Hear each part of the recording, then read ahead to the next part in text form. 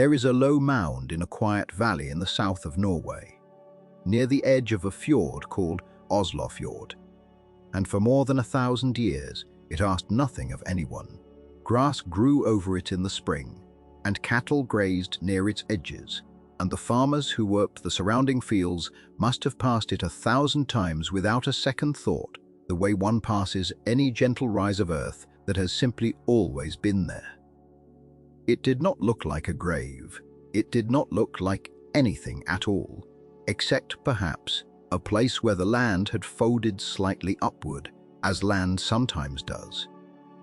And yet, beneath that unremarkable swell of turf and root and soil lay one of the most extraordinary objects the Viking Age would ever leave behind. A ship, whole and carved and oiled with care, laid to rest not by a storm or a wreck, not by the sudden violence of the sea, but by human hands, deliberately, with purpose, more than 1,000 years before anyone would come looking for her. This is the quiet fact at the center of the story, and it is worth sitting with for a moment before anything else is said. The Oseberg ship did not sink. She did not founder on rocks, or break apart in a battle, or drift derelict until the water claimed her. She was placed in the earth on purpose, dragged up from the fjord and settled into a carefully dug trench, and then buried beneath a mound raised by people who wanted her covered, protected, remembered. Ships of the Viking Age were built for water. They were built to flex with the waves, to carry warriors and traders and settlers across grey northern seas, to be launched and relaunched, mended and sailed again. This one was built, in the end, to never sail again at all. She was given instead to the soil, and the soil, in its slow and patient way, kept her. It is a strange kind of fate for a ship, and stranger still because of what it preserved. The clay-rich earth of the mound, dense and wet and starved of oxygen, worked against the natural decay of wood in ways that dry burial or open air never could have allowed. Where a ship left to the elements might have rotted to fragments within a few generations, this one settled into a kind of suspended sleep. The timbers darkened. The mound settled and compressed under its own slow weight, so that by the time anyone opened it, the ship inside had been crushed and split by the pressure of 1,000 years of earth pressing down upon her. But she was not gone. She was there, oak and iron and carved wood, waiting in the dark, more completely preserved than almost any other vessel of her age that has ever been found. The year the world learned of her was 1904, though the story of how she came to light began, as so many great discoveries do, with something far smaller and more ordinary than a queen's grave. It began with a farmer and a mound on his land, and a simple human curiosity about what might lie beneath it. He had heard old rumors, as many families near old mounds do, that something valuable might be buried there, and he had, at some point, taken it upon himself to dig a little into the earth to see. What he found convinced him, and eventually word reached the wider world of archaeology and antiquarian study, and proper excavation began. When the full extent of the discovery became clear, it was recognized almost immediately as something exceptional. Not a scattering of old bones and broken pottery, but an entire ship, along with a burial chamber and grave goods so rich and so carefully wrought that the find would come to be counted among the greatest Viking Age discoveries ever made. It remains, even now, more than a century later, one of the richest troves of Viking material culture ever recovered from Scandinavian soil. At the heart of it all was the ship herself, and she deserves to be named clearly and early, because everything that follows in this story belongs to her. She is called the Oseberg ship, after the farm and the small parish where she was found, and even in that first astonished season of excavation, as the mound was carefully peeled back layer by layer, it became apparent that this was not simply an old vessel of some age and importance, but something rarer still, One of the most elaborately decorated ships to survive from the Viking world, her curving prow rising into a tight, coiling spiral of carved wood, patterned with the low, interlacing designs that Viking-age craftsmen wove into everything from ship timbers to jewelry to the posts of great halls. Her hull, built from oak, still held the long-lapped planks of clinker construction, overlapping like the scales of some great sleeping creature, and where the earth had been kindest to her, the wood still showed the marks of the tools that had shaped her, more than 1,000 years before. She was not, it would soon become clear, built primarily for war. There is no great weight of weapons packed into her, no rows of shields lining her sides for a raid, no sense that she was meant to carry warriors into a foreign harbor under threat of the sword. Later in this telling, the shape of her hull and the delicacy of her carving will be examined more closely, and the question of exactly what she was built to do, coastal ceremony, royal transport, ritual procession, or all of these at once, will be considered with the patience it deserves. But even in this first quiet unveiling of her, something was already evident to the men and women brushing soil from her ancient timbers.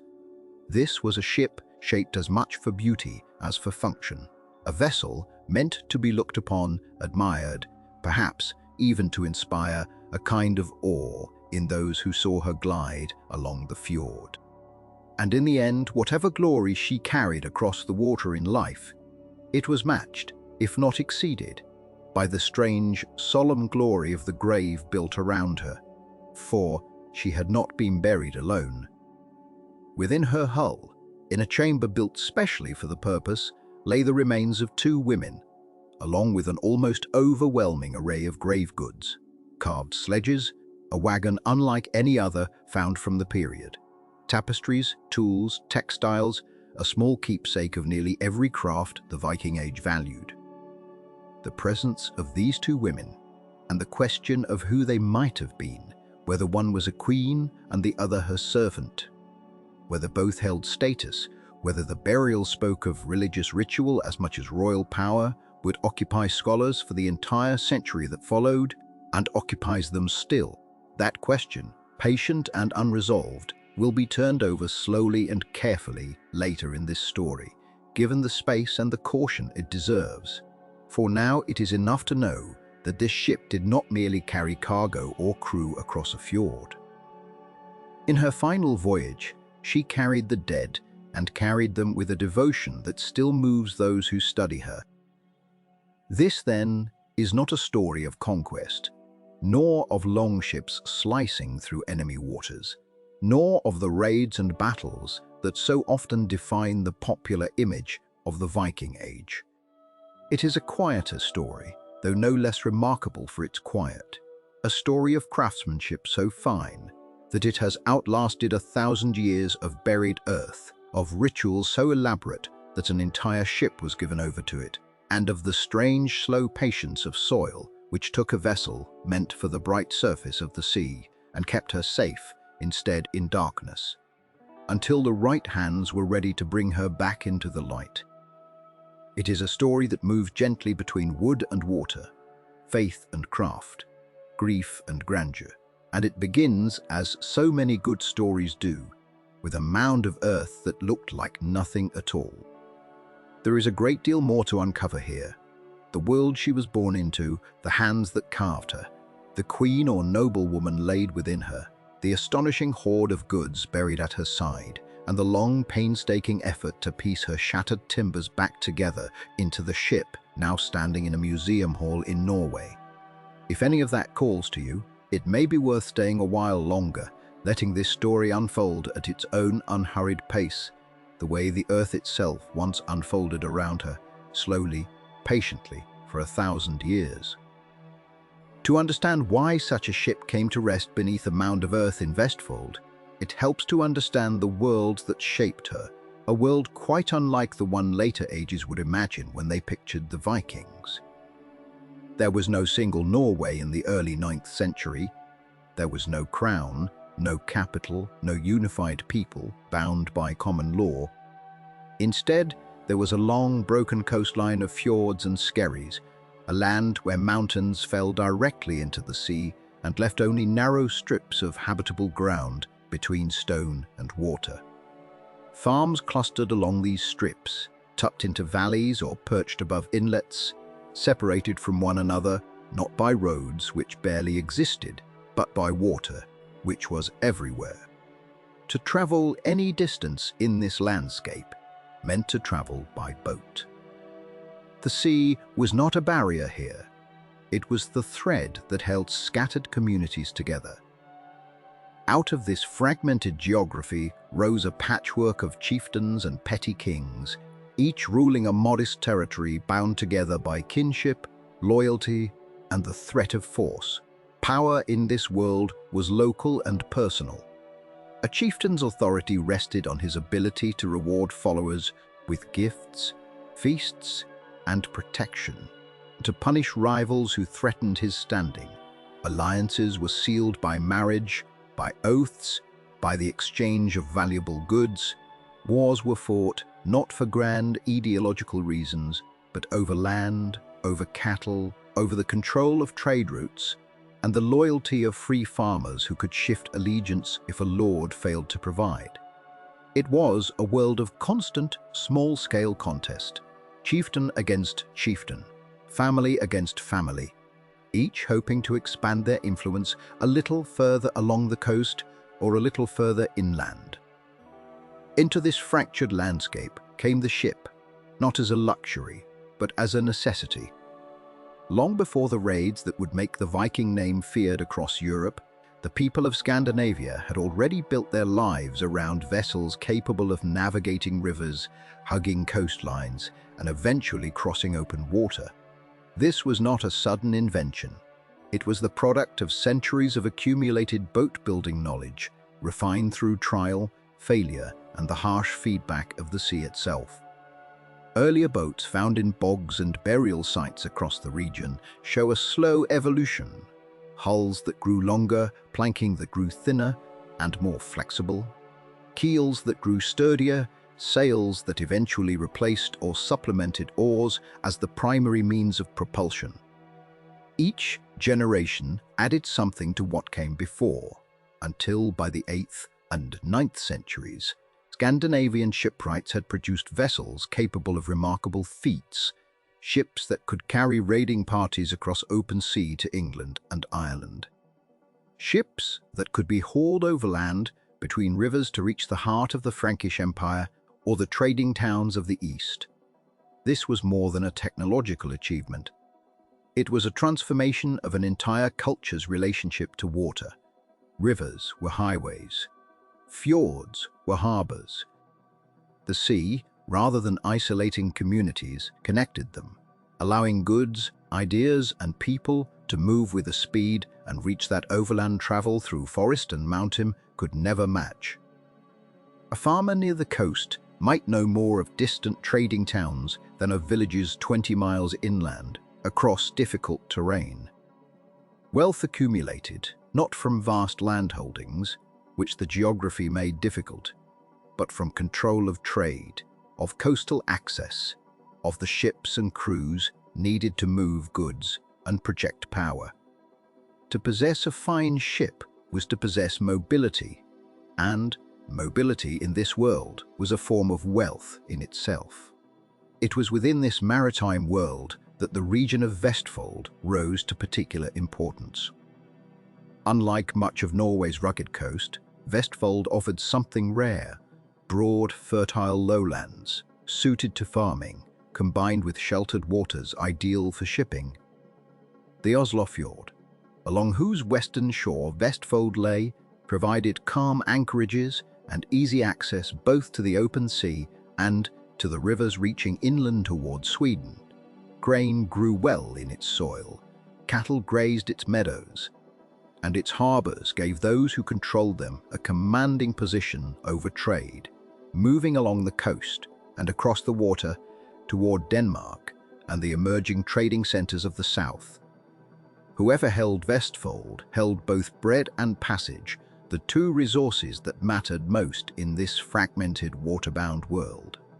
It was no accident, then, that Vestfold became a center of gravity for early Norwegian power struggles. Later sagas, written centuries after the events they describe, and not always reliable in their details, would remember Vestfold as a cradle of dynasties, a place where powerful families jockeyed for supremacy long before any single ruler could claim the whole of Norway. Burial mounds across the region, some far larger and older than the one that concealed the ship, testify to generations of leaders who wished to be remembered, who marked the landscape with monuments to their own significance. The farm at Oseberg sat within this charged landscape, close enough to the fjord to matter, rich enough in soil to sustain a household of consequence, positioned at the intersection of agricultural wealth and maritime reach that defined power in this era. To understand why a ship might be buried here at all, rather than sailed until it rotted or broken up for its timber, requires stepping into a spiritual world quite foreign to modern assumptions. The people of 9th century Scandinavia held beliefs about death and the afterlife that we know only in fragments pieced together from later written sources, from archaeological evidence, from the scattered testimony of outsiders who observed these customs and wrote of them with the mixture of fascination and incomprehension that often accompanies encounters between different worldviews. What does seem clear is that the journey after death was often imagined, at least for the powerful, as a journey requiring passage, and passage across water in particular. Just as the living moved through their world by boat, the dead, in some conception of the afterlife, needed a vessel to carry them onward, whether to a hall among ancestors, to the dwelling of a god, or to some other destination that surviving texts describe only in tantalizing, incomplete glimpses. Ship burial, then, was not a strange aberration, but a logical extension of a culture already organized around the boat as the essential means of movement and connection. To bury a person of high status within a ship, surrounded by the goods, animals, and sometimes companions, thought necessary for the next stage of existence, was to equip them for a journey the living could not see but firmly believed in. It was also, inevitably, a statement of status made to the world of the living. A burial on this scale, requiring the sacrifice of a valuable ship, the labor of many hands to raise a mound of earth over her, and the deposit of a small fortune in grave goods, was not something available to an ordinary farmer. It was reserved for those whose position demanded the world take notice of their passing and remember it. This raises the question that lies at the heart of the ship's story, one that scholars have argued over for more than a century without arriving at a settled answer. Who commissioned a vessel of such extraordinary craftsmanship only for her to be given not to the open sea, where her design and skill might have been tested against wind and wave, but to the earth where she would be hidden from every eye for 1,000 years? The ship's construction suggests she was capable of sailing, and may well have done so before her burial, yet her proportions and finishing suggest a vessel built as much for display as for the punishing work of ocean crossing. She seems designed to move gracefully along calm coastal waters, to be seen gliding past the shore, to announce the importance of whoever stood at her helm, rather than to survive a storm in open water, far from land. This has led many to wonder whether she was built from the start with an eye towards ceremony, whether her elegance was intentional rather than incidental, meant for exactly the kind of solemn, final voyage she eventually made, carried not by wind, but by earth, into the mound where she would wait, silent and hidden. For a farmer's plough to find her more than 1,000 years later. The timbers of the ship tell their own quiet story, one that begins long before any burial was imagined. Dendrochronology, the patient science of counting tree rings, has allowed later scholars to place her construction with unusual precision, dating the felling of her timbers to around the year 820. This places her birth in the earliest flowering of what would come to be called the Viking Age, a time when Norway's fjords were already alive with the sound of axes and adzes, when shipwrights across the north were experimenting with hull shapes that would soon carry raiders, traders, and settlers to Ireland, to the distant shores of what would one day be called Vinland. She was built then, not in some late or derivative period of Viking shipbuilding, but near its formative heart, when the long, low, clinker-built hull that would define an age was still being refined by hands. She is built almost entirely of oak, a wood chosen deliberately for both its strength and its workability, and the oak used in her construction appears to have come from trees of considerable age and girth, the kind that could yield long, straight, knot-free planks. This was not timber gathered in haste. The builders seem to have selected their trees with care, favoring wood that could be split and shaped into the long, thin strakes that give the hull its distinctive shell-like form, each plank overlapping the one below it in the clinker style long favored across Scandinavia. The keel itself, cut from a single massive piece of oak, runs the length of the ship and forms the structural spine from which everything else was built outward and upward, plank by plank, in the traditional order of northern shipbuilding, where the shape of the hull is determined before the ribs are ever fitted inside to brace it. And yet, for all this careful selection of materials, what strikes those who study her most is not merely the quality of the wood, but the extraordinary refinement with which it was shaped.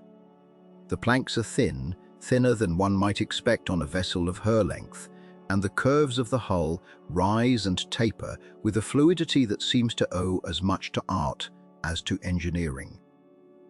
Where many Viking vessels built for the punishing work of ocean crossing show a certain robust, functional heaviness in their timbers, thick enough to withstand the battering of North Atlantic swells, this ship's hull has an almost delicate quality, a lightness that makes her seem to hover just above the water. The overall impression, shared by shipwrights and archaeologists alike who have studied her lines, is of a vessel built by someone who understood not only how to make a ship float and move, but how to make it beautiful in the process, treating the hull itself as a kind of sculpture that happened also to serve as a means of travel. This elegance becomes all the more striking when she is set beside the sturdier, ocean-going vessels of her era, the ships built for the open sea, for the crossing of dangerous waters, where a hull's survival depended on its ability to flex and hold against relentless waves.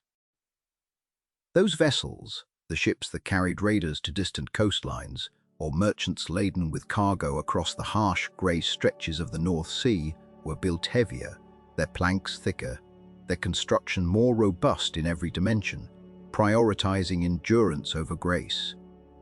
They needed to survive weeks at sea, to hold their shape under the strain of long voyages, to carry the weight of men, weapons, and goods without buckling under the ceaseless pressure of the ocean.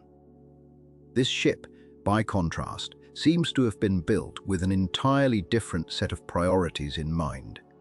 Her light planking and shallow draft suggest a vessel intended for calmer waters, for the relatively sheltered channels and fjords that lace the Norwegian coastline, rather than for the punishing open sea.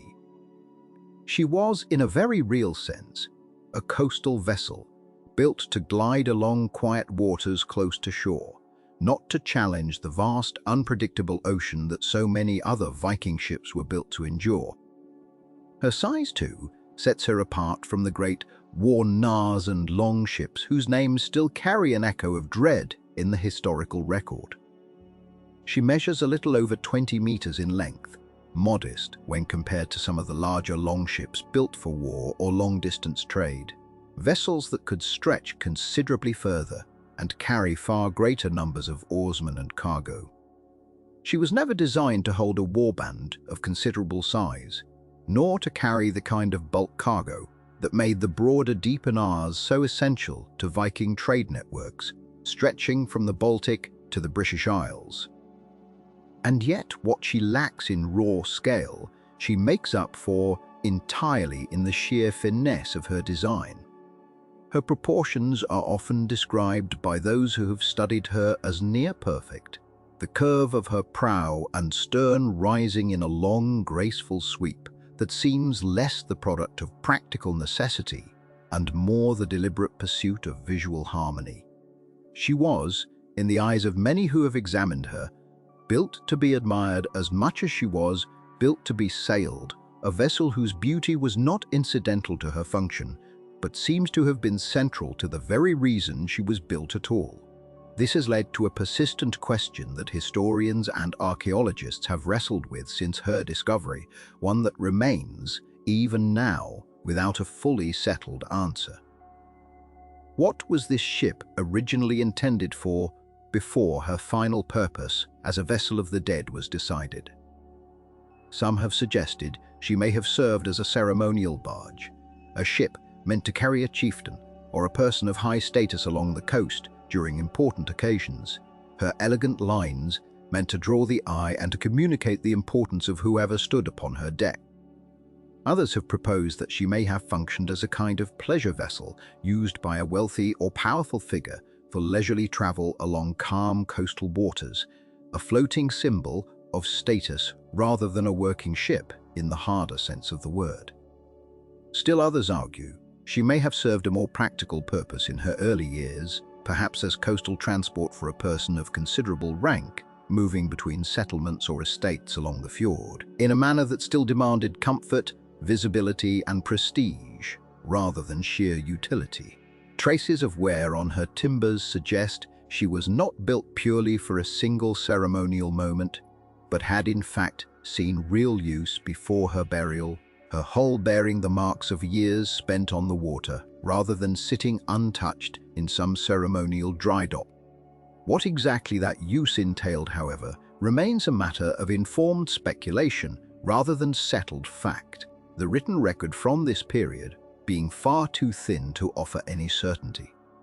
What can be said with more confidence is that whatever her original purpose, this ship embodies a paradox that lies at the very heart of her story.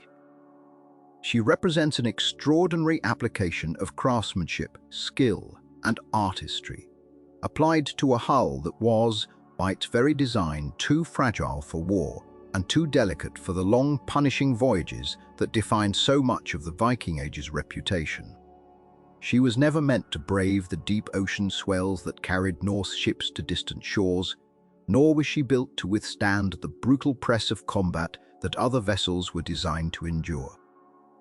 And yet, the very qualities that would have made her unsuitable for such purposes are precisely what make her so remarkable to look upon even now, more than 1,000 years after her timbers were first shaped by hands whose names have been lost to time. She stands as a testament to a different kind of ambition than the one so often associated with the Viking Age, an ambition not for conquest or distant trade, but for beauty itself. Crafted into a vessel, no one recorded the names of the men who built her. No rune stone credits a master shipwright. No saga names a workshop or a family line responsible for the ship that would one day be lifted from a Norwegian mound and called, by those who studied her centuries later, the finest surviving example of Viking Age craftsmanship. What remains instead is the evidence embedded in the wood itself, in the patterns of tool marks, in the choices made about grain and curve and thickness, choices that speak of hands trained within a tradition already old by the time this particular ship took shape. The builders worked somewhere in Vestfold, in the fertile country along the western side of the Fjord, a region that had, by the early 9th century, developed a shipbuilding tradition refined over generations. This was not a craft invented for the occasion. It was a lineage of knowledge passed from builder to apprentice, adjusted and perfected through years of trial across countless vessels that never survived to be studied, their timbers rotted or burned or broken apart long before archaeologists could examine them. The ship that did survive, buried in clay and shielded from the air that destroys wood, represents the accumulated skill of that vanished lineage at what may have been its highest point of refinement. Work began, as all such work did, with the selection of timber. and here the builders showed the same discernment that would later be visible in every joint and curve of the finished hull. They chose oak, mature trees that had stood for perhaps a century or more before they were felled. Trees selected not merely for size, but for the particular qualities of their grain. A shipwright looking at a stand of oak in the 9th century was not looking for the straightest trunk or the tallest crown. He was looking for trees whose growth pattern would yield timber with the strength and flexibility a ship's hull demanded, and often the most valuable trees were not the ones that looked most impressive standing in the forest.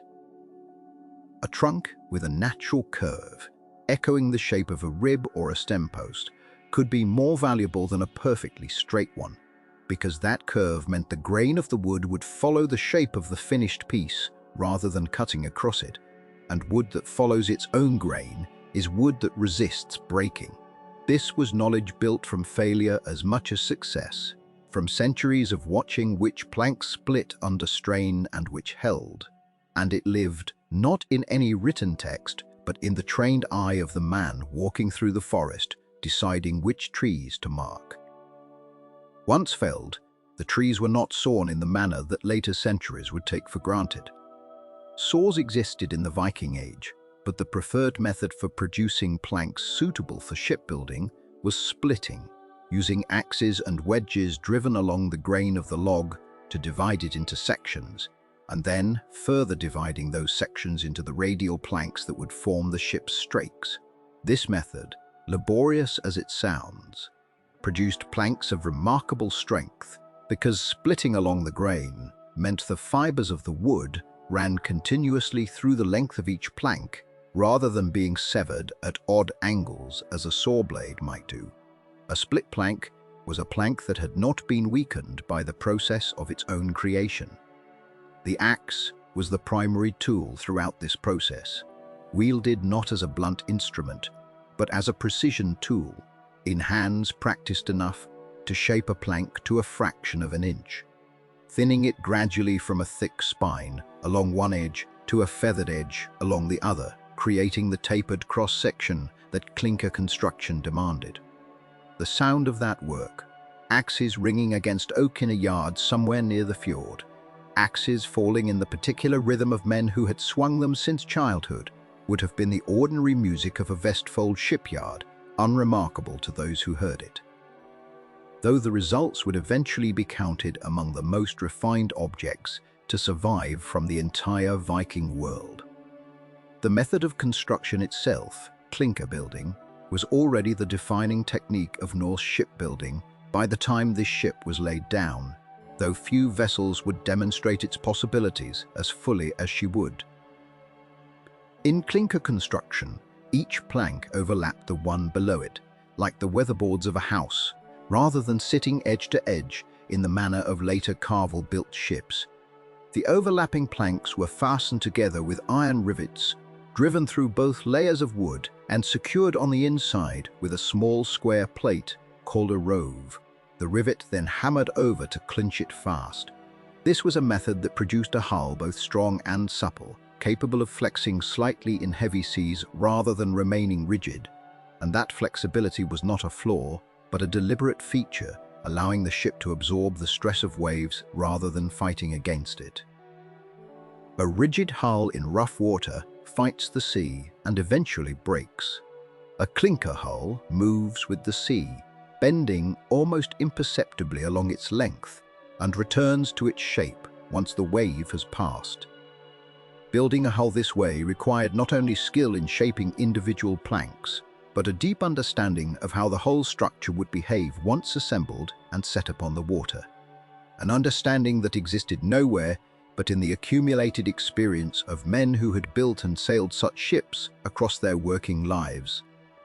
What set this particular ship apart from the countless other clinker-built vessels launched along the Norwegian coast in that era was not her construction method, which she shared with every longship and cargo vessel of her age, but the ornamentation applied to her, work of a different order of skill entirely.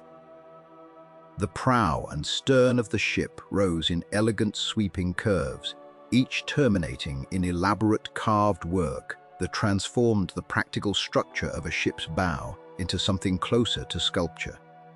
Along these curved timbers and worked into the surfaces of other structural elements throughout the vessel, master carvers had applied intricate patterns of interlacing animals, a style now referred to by scholars as the Oseberg style, in recognition of this very ship, a design vocabulary of gripping beasts, their bodies elongated and intertwined, limbs reaching to grasp the neighboring creature in an unbroken chain of movement that flows around every curve and corner of the carved surface. This was not simple decoration added as an afterthought to an otherwise plain hull.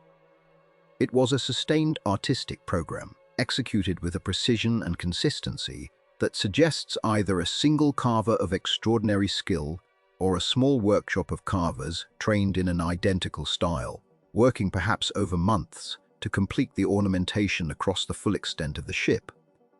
To carve in this style demanded a different set of hands than those that split and shaped the structural planks, though quite possibly the same broader community of craftsmen, or even the same individuals working in different capacities, produced both the ship's frame and its decoration.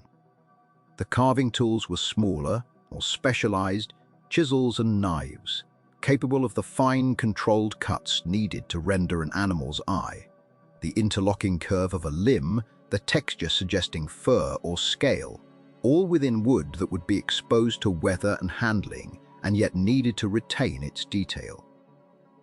The patience required for this work is difficult to overstate. Each individual creature within the interlaced pattern had to be conceived not in isolation, but as part of a continuous design, its body shaped to flow logically into the next figure, the whole composition balanced across a curved and irregular surface that offered none of the convenience of a flat carving board. That the carvers achieved this with such fluency, producing work that still reads as coherent and even graceful after more than a millennium buried in clay, testifies to an artistic tradition as sophisticated in its own way as the shipbuilding tradition that produced the hull beneath it. And so the ship took shape through the combined labor of at least two distinct kinds of expertise: the practical mastery of men who understood how to fell, split, and shape oak into a hull that could hold its form and flex with the sea, and the artistic mastery of carvers who understood how to transform the same timber into a surface alive. Neither group left a name behind. No inscription credits the shipwright who selected the timber or judged the correct thinness of a strake, and no signature marks the carved prow to identify the hand that shaped its interlacing beasts. What they left instead was the ship itself, an object in which every plank, every rivet, every carved curve carries the imprint of a skill that took a lifetime to acquire and that its possessors seem to have regarded as unremarkable enough not to require any record of their own achievement. It is left to those who came many centuries later, standing before the assembled hull in a museum built to house her, to supply the wonder that her makers apparently felt no need to express in words, and to recognize in her surviving timbers a craftsmanship whose anonymity does nothing to diminish its unmistakable artistry. To look at the Oseberg ship as she would have appeared when new, before the weight of 9 centuries of earth pressed her frame into fragments, is to understand at once why those who first saw her reassembled form in the years after her excavation reached for a word that archaeologists rarely permit themselves. Beauty. Not seaworthy, not formidable, not even simply well-made though she was. All of those things in her own particular way, but beautiful in a manner that seems to have been deliberate, considered and pursued by her builders with as much care as they gave to the more practical questions of buoyancy and balance. It was a long, low vessel, her hull sweeping in a single unbroken line from a high, curling prow to a stern that answered it in a quieter echo, and every plank along that sweep had been chosen and shaped to serve the line as much as the labor of rowing or sailing. She measured according to the careful work of those who have studied her surviving timbers and reconstructed what was lost, something close to 70 feet from stem to stern, with a beam at her widest point of roughly 17 feet, dimensions that placed her comfortably among the mid-sized vessels of her age. Neither the largest warship afloat on the northern waters, nor a modest coastal craft, but something calibrated instead, for a different purpose altogether, one in which grace mattered more than raw capacity.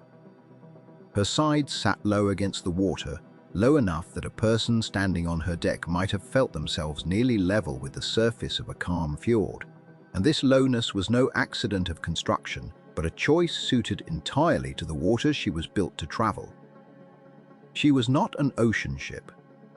Her shallow draft, the distance her hull sank beneath the waterline, was too slight to carry her safely through the open swells of the Atlantic or the rougher passages between the northern islands, and any sailor of her time would have recognized this at a glance, would have understood from her very silhouette that she belonged to sheltered water, to the long, calm reaches of fjord and river mouth, where the sea rarely rose in anger, and a low hull was an asset rather than a danger.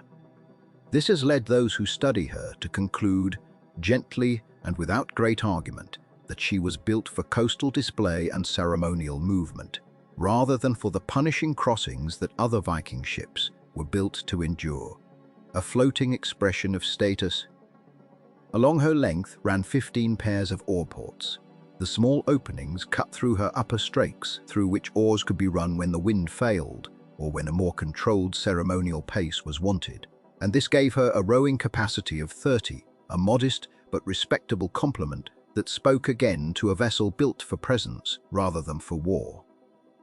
A raiding ship of the same era might carry many more oars, might be built heavier and rougher through the belly to withstand the punishment of open water and violent boarding, but the Oseberg ship's oar ports sit close together along a hull whose grace was never sacrificed for capacity, and this balance between function and form runs through nearly every element of her design. At roughly her center stood the mast step, the heavy block of oak fitted into the keelson to bear the base of a single mast, and though the exact height of that mast can only be estimated from the size of the step and comparison with other vessels of the period, most who have studied her agree she likely carried one square sail, woven of wool, capable of driving her forward on a following wind while her oars rested, though her rowers surely did the greater share of the work whenever the fjord air fell still, as fjord air so often does. It is at her prow and stern, however, that the true ambition of her builders becomes impossible to overlook. The stem post rises from the hull in a long sweeping curve that gathers itself near its highest point into the tightly coiled shape of a serpent, its body carved in a spiral that seems to turn in on itself again and again before uncoiling into a narrow pointed head. This spiral form, wrapped in low-relief carving that covers the wood in a dense weave of interlacing animal shapes, has no exact equal among the other Viking ships that have survived into the present day. And it is this feature above nearly any other that has led generations of observers to speak of the Oseberg ship not simply as a well-preserved vessel, but as a work of art that happens to float. The carving does not stop at the prow. It runs the length of the stem and continues along a portion of the gunwale, small figures of animals rendered in a style scholars now call, in reference to this very ship, the Oseberg style, a term that exists because no other object from the period demonstrates its particular blend of tight spirals, gripping beasts, and flowing interlace with such completeness. The stern rises in a matching curve, though slightly less ornamented, its form answering the prow across the length of the deck so that from either end, a viewer standing on the shore would have seen the same graceful ascent, the same suggestion of a creature rising from the water rather than a simple plank, hull shaped by axe. The carvers who produced this work left their tool marks in the wood in ways that modern conservators have been able to study closely, and what those marks reveal is not the labor of a single hand, but likely several, working perhaps across different seasons, refining and adding to the ornament as time and resources allowed. The patterns themselves draw on a visual language that appears elsewhere in Scandinavian art of the period. In brooches, in harness mounts, in the carved wood of other high-status objects recovered from graves across the region, but nowhere else does that language appear so extensively applied to a hull meant to sit upon the water. Some scholars have wondered whether such extensive, delicate carving would have survived long exposure to salt spray and rough handling. And this question feeds directly into the broader sense that the ship was built for calm water, for slow movement along a fjord where onlookers gathered on the banks might take in her ornament at their leisure, rather than for the punishing spray of an open crossing that would have worn her carving smooth within a season or two. Beneath the ornament, the hull itself displays a technical elegance that matches its decorative one. She was built in the clinker style, typical of Viking ships, her planks overlapping edge to edge and fastened with iron rivets, but the planks used in her construction were split with unusual care from single oak logs, chosen and shaped so that the grain of the wood followed the curve of the hull rather than fighting against it. A technique that gave her both strength and a visual smoothness rarely matched. Her keel, cut from a single substantial piece of oak, ran the length of her hull and gave her the structural spine around which every other timber was fitted, and though a working ship of her era would have needed exactly this same keel and exactly this same clinker construction to survive a single season on the water, few, if any others, received the same devotion to fine-grained selection and precise shaping that hers evidently did. It is this combination of sound and proven shipbuilding technique, executed with an attention more often reserved for jewelry or carved furniture, that gives the Oseberg ship her particular character among the vessels of her age. It is for these reasons taken together that historians and artists across the centuries since her recovery have returned again and again to the same description, calling her the most beautiful ship the Viking Age produced, not because she was the fastest or the largest or the most feared, for she was certainly none of these, but because she stands as the clearest surviving evidence that her builders understood beauty as a purpose in its own right, worth the labor of carving spirals into oak that would face nothing rougher than a calm fjord crossing, worth choosing timber for its grain as much as its strength, worth curving a hull, not only to cut water efficiently, but to please the eye of anyone who watched her pass. She was a ship built to be looked at as much as sailed, and in this she occupies a singular place among the vessels that have survived from her age, a reminder that even in a culture whose ships are remembered chiefly for carrying raiders to distant shores, there existed also the patience and the skill to build something meant simply and unmistakably to be beautiful. By the time the ship met the sea for the last time, her raiding days, if she had ever truly had any, were long behind her. The years that had carried her across calm fjord waters, that had let her prow rise gently over familiar swells, had also worn her, softened her joints, loosened the tar in her seams. She was old by then, old in the way that fine things become old, still beautiful, but no longer strong enough to be trusted far from shore.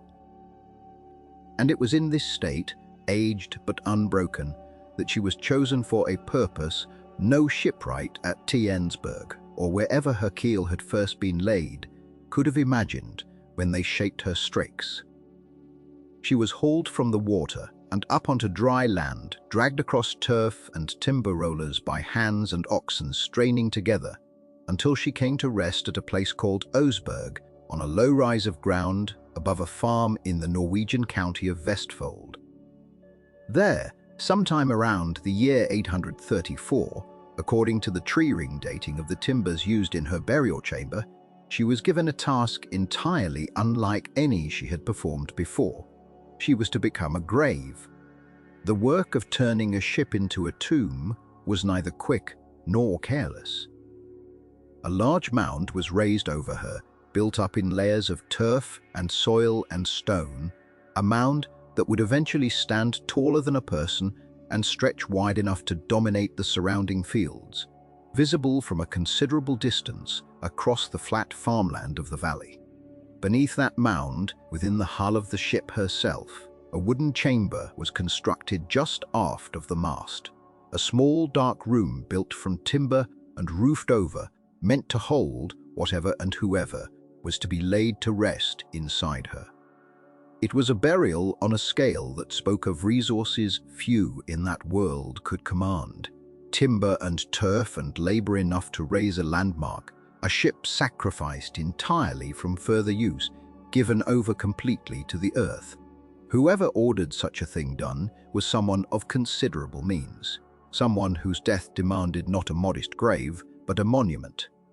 When archaeologists opened that chamber more than 1,000 years later, they found not one body, but two. Both were women. One had died at an age that skeletal analysis suggests was somewhere between 70 and 80, elderly, by the standards of any age, let alone the 9th century. The other was younger, her remains suggesting an age somewhere in her 50s, still considered a woman of years, but younger than her companion by perhaps 2 decades. They had been laid together in that small, dark room, surrounded by an assembly of objects so rich and so varied that the burial would come to be regarded as one of the most extraordinary ever recovered from the Viking Age, anywhere in the Norse world. And yet, for all that richness, for all the care taken in their interment, the two women themselves remain in a very real sense strangers to us. Their names were never recorded anywhere that survives.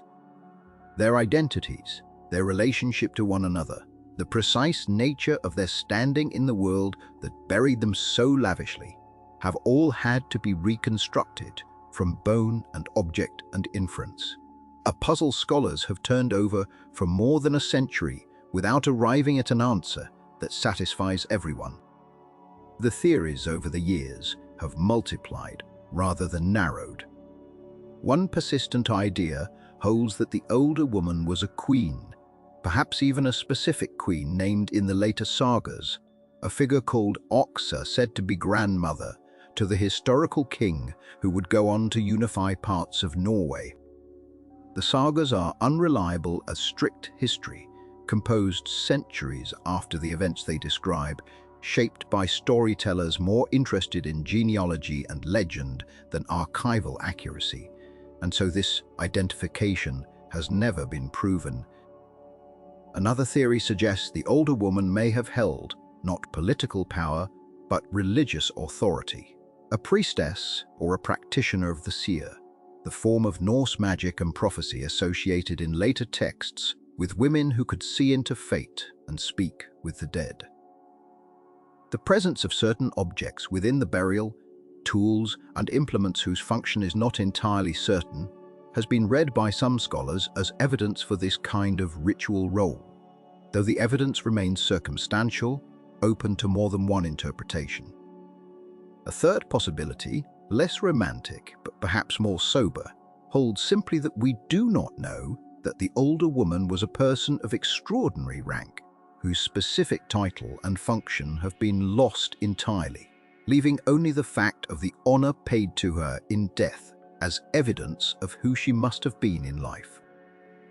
And what of the younger woman laid beside her? Here the theories grow even less certain.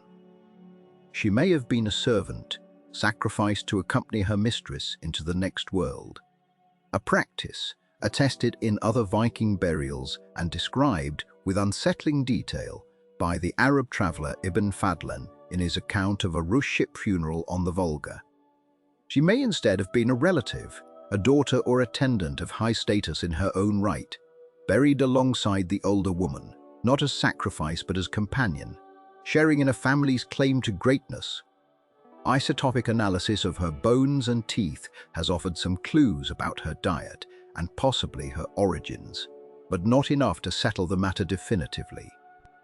What is clear is only that two women were chosen, or arranged, to make this final journey together, and that whatever bound them to one another in life, death gave them a single shared grave, wrapped in the same extraordinary care. That care extended far beyond the two bodies themselves. The burial chamber and the ship around it had been filled with an assembly of grave goods so abundant that unpacking them, cataloguing them, conserving them would occupy scholars for generations. There were sledges, at least 4 of them, elaborately carved with animal ornament. Built for pulling across snow, though it is far from certain they were ever used for anything so practical. And a 4-wheeled wooden cart, the only such vehicle known to survive from the Viking age, its wooden panels carved with scenes that still defy full interpretation. There were tapestries woven with processions of figures, wagons, and animals. Their colors faded now, but their patterns still legible, offering a rare glimpse into a visual storytelling tradition, otherwise almost entirely lost to time. There were tools of every domestic kind: looms and spindles, buckets and chests, kitchen implements, a small folding chair, combs, shoes, agricultural implements, as though an entire household had been gathered and folded into the space around the 2 women, everything they might need or everything that spoke of the life they had lived. And there were animals, sacrificed and laid within the burial as well. The remains of oxen, of horses, of dogs, creatures given over to accompany the dead, just as thoroughly as the objects were, their presence a testament. It is that idea of a journey which sits at the center of the whole undertaking and which makes sense, finally, of why a ship was chosen at all as the vessel for this grave. In the world that built her, a ship was not simply a means of crossing water from one shore to another. It was an object bound up with crossing more fundamental boundaries entirely, and to bury the dead within one, surrounded by the goods and animals and comforts of life, was to imagine death itself as a voyage, a passage from the world of the living into whatever lay beyond it, across water that was not the fjord, but something else, something final.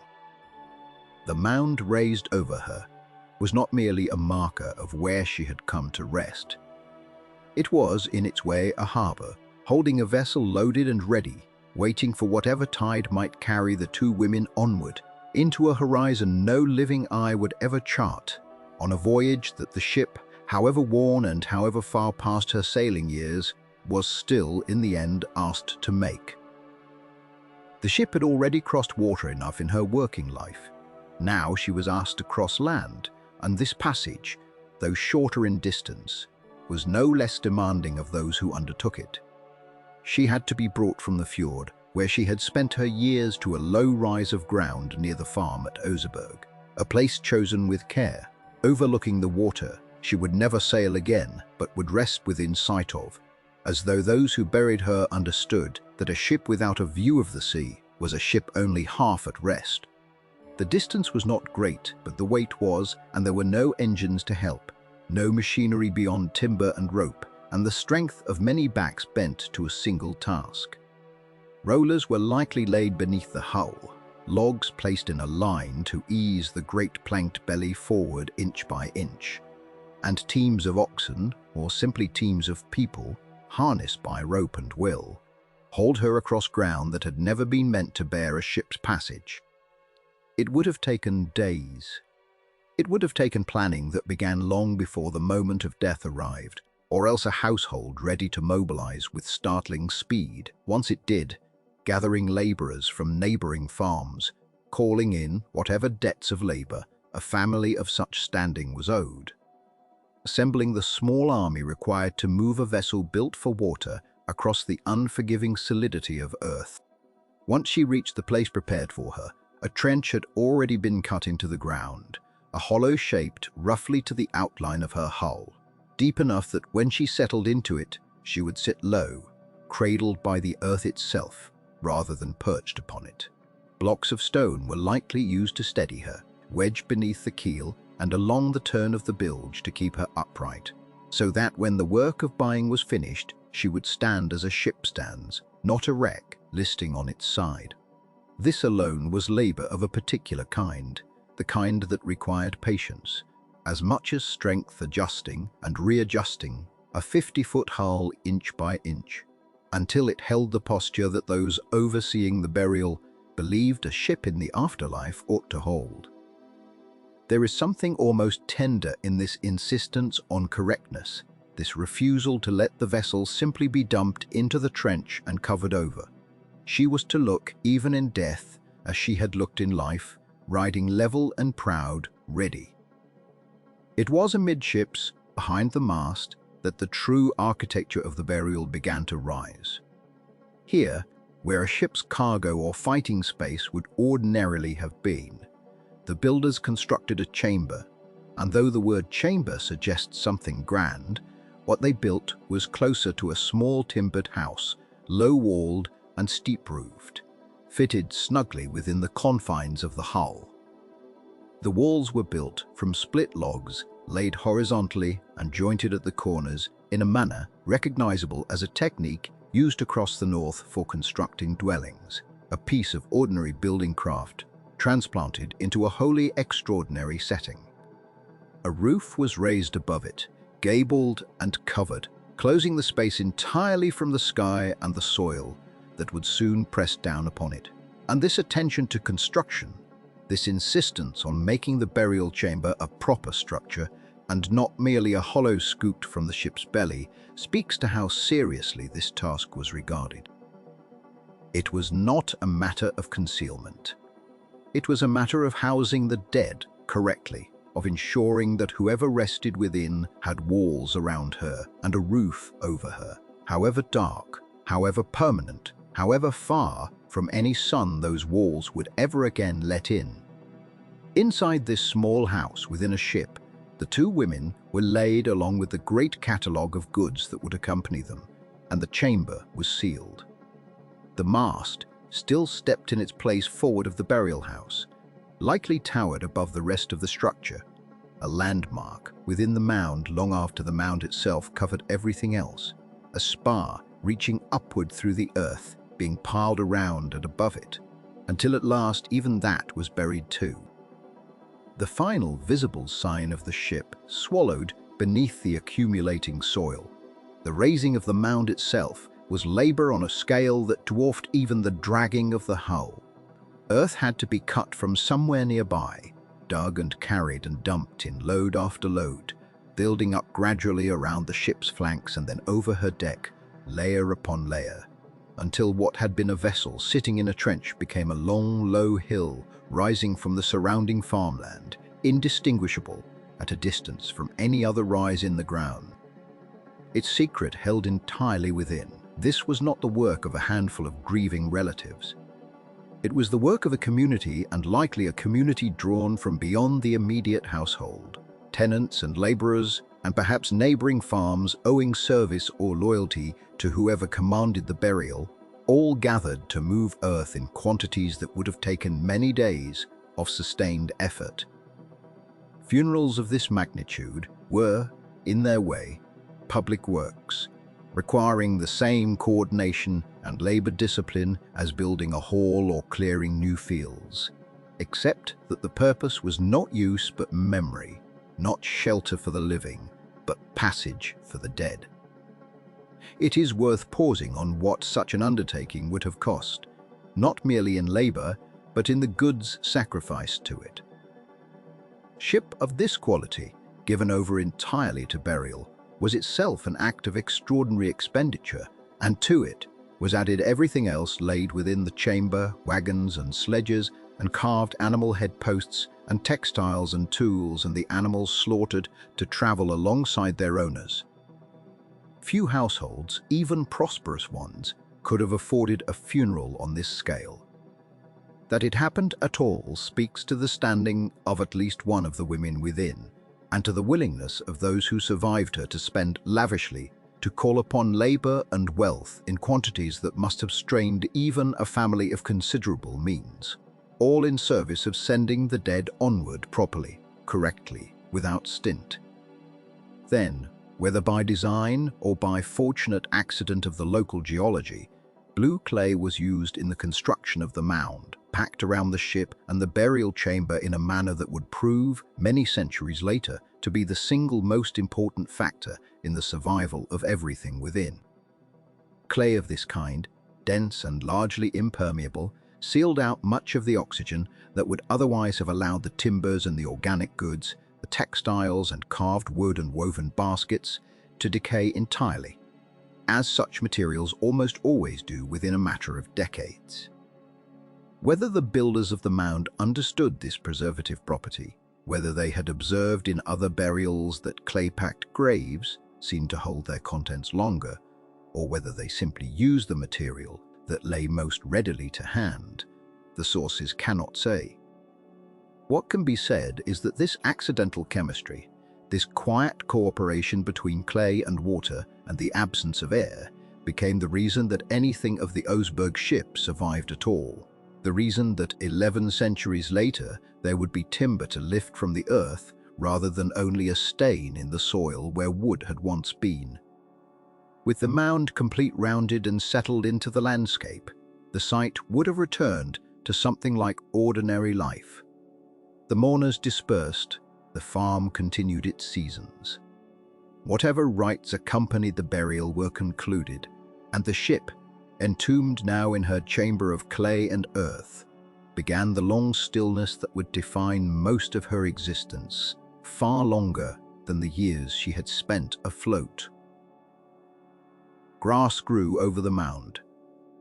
Generations passed, and then centuries, and the specific memory of who lay beneath that particular rise of ground faded, as such memories do, until the mound was simply a feature of the land, a place perhaps regarded with some vague unease or reverence by those who farmed nearby, no longer connected to the ship or the queen or whatever ceremony had once gathered so many hands to raise it.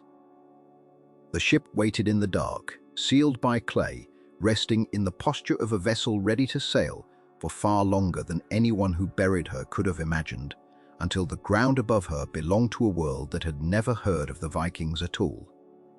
But the mound's long sleep was not, it turned out, entirely undisturbed.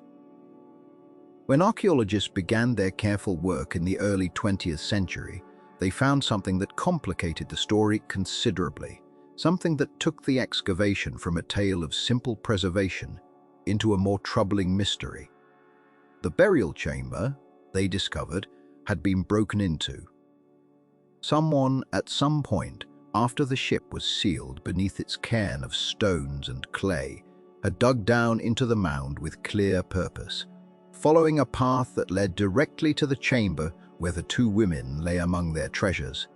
This was not the work of chance, not the slow collapse of earth finding a weakness, not roots or burrowing animals opening an accidental channel. The shaft cut through the mound was deliberate, aimed, dug by people who seemed to know, or at least to guess, precisely where the richest part of the burial could be found. The dating of this intrusion, established through the layers of soil and the condition of the disturbed material, suggests it happened not immediately after the burial, but some generations later, likely within a few centuries of the ship being sealed away. This detail matters because it rules out the simplest explanation, that of grave robbers working while the burial was still fresh in memory, perhaps even robbers who had helped dig the original grave and knew its secrets from the inside. Instead, the evidence points to a breach that came after enough time had passed for circumstances to have changed, for power to have shifted, for whatever authority had once protected the mound to have weakened or vanished entirely. Someone, generations removed from the funeral itself, still knew or still believed enough about what lay beneath that rise of ground to organize a very deliberate excavation. Who these intruders were and what exactly drove them remains one of the quieter mysteries of the Oseberg story. Quieter than the question of the Queen's identity, but no less intriguing. Historians and archaeologists have offered several possibilities, none of them fully provable, all of them plausible, given what is understood of the period. One theory holds that the breach was simple opportunism, the work of people who had heard tell, through generations of local memory, that a mound nearby held gold and silver, and who came with shovels in the night, hoping to enrich themselves. Viking Age burial mounds were, after all, known repositories of wealth, and the temptation to dig into one, particularly one as prominent as this, would have been real for anyone bold enough and desperate enough to risk whatever taboos surrounded such places. But another theory, favored by several who have studied the intrusion closely, suggests something more pointed than simple greed. The Oseberg burial. Whoever the two women within it truly were, likely represented a symbol of authority, of a particular family's claim to power in a region that saw its share of dynastic struggle. If a rival line rose to prominence in later generations, if a new ruling family sought to erase or diminish the legitimacy of the one before it, then breaking into the burial mound of a predecessor, particularly one associated with royal or near-royal status, would have carried a message far beyond simple theft. It would have been an act of political erasure, a way of saying that the old order's claims to sanctity and continuity meant nothing, now that even the dead could be reached and humbled by the living hands of a new authority. Such acts are known from later medieval contexts, where the graves of deposed rulers or rival dynasties were sometimes deliberately violated as a display of dominance, and it is not unreasonable to imagine something similar unfolding here, in a Norway still finding its way toward the more centralized kingdoms that would follow. There is a third possibility as well, quieter and harder to prove, but worth holding alongside the others. Some have wondered whether the breach was not purely political or purely mercenary, but tangled up with something more like superstition or unease, an attempt not to steal, but to neutralize, to disturb a burial that some later generation had come to fear. Perhaps believing the mound harbored something restless or dangerous that needed to be disrupted rather than left in peace. The Viking Age and the centuries following it held complicated beliefs about the dead, about droger and the walking corpses of sagas, about mounds that might need to be opened and their occupants somehow settled or dismissed. Whether such beliefs played any part in this particular intrusion cannot be known, but it remains one thread among the tangle of explanations that this careful, purposeful, and clearly informed act of digging leaves behind. What the intruders did once they reached the chamber offers a few more clues, though not a conclusive answer. The disturbance, when the archaeologists uncovered it centuries later, showed that the shaft had cut through the ship's stern and directly into the burial chamber itself, disrupting a good part of what lay within. Bones belonging to the two women had been disturbed and scattered, no longer in the ordered position they had likely been left in at the original burial, a detail that speaks to a search conducted without any of the reverence that had gone into the funeral itself.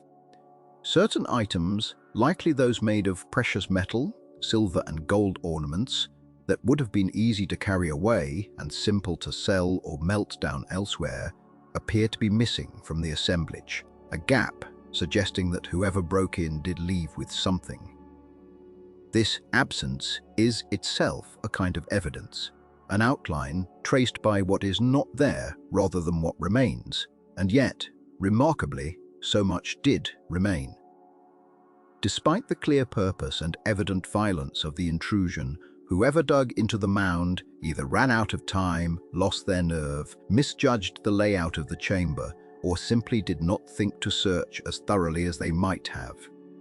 The wooden objects, the carved sledges and the ornate cart, the textiles, the tapestries, the ship itself in its great curving timbers, all of this survived the breach essentially intact, protected, perhaps by the sheer volume of material packed into the burial, or perhaps by the fact that the intruders were after portable wealth rather than the deeper cultural riches that would prove centuries later to be the most valuable finds of all.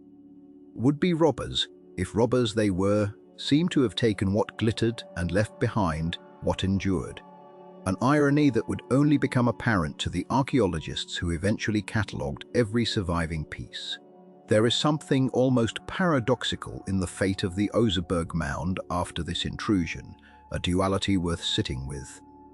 Here was a burial that had been violated by human hands, torn into with clear intent, its peace broken sometime in the centuries following its sealing. And yet, after that single act of disturbance, the mound closed once more into silence, and the very earth and clay that had made the burial such rich soil for preservation simply resumed their slow work, folding the disrupted chamber back into darkness, letting the blue clay settle again, continuing the same protective embrace that had already begun keeping the wood and textiles safe from decay.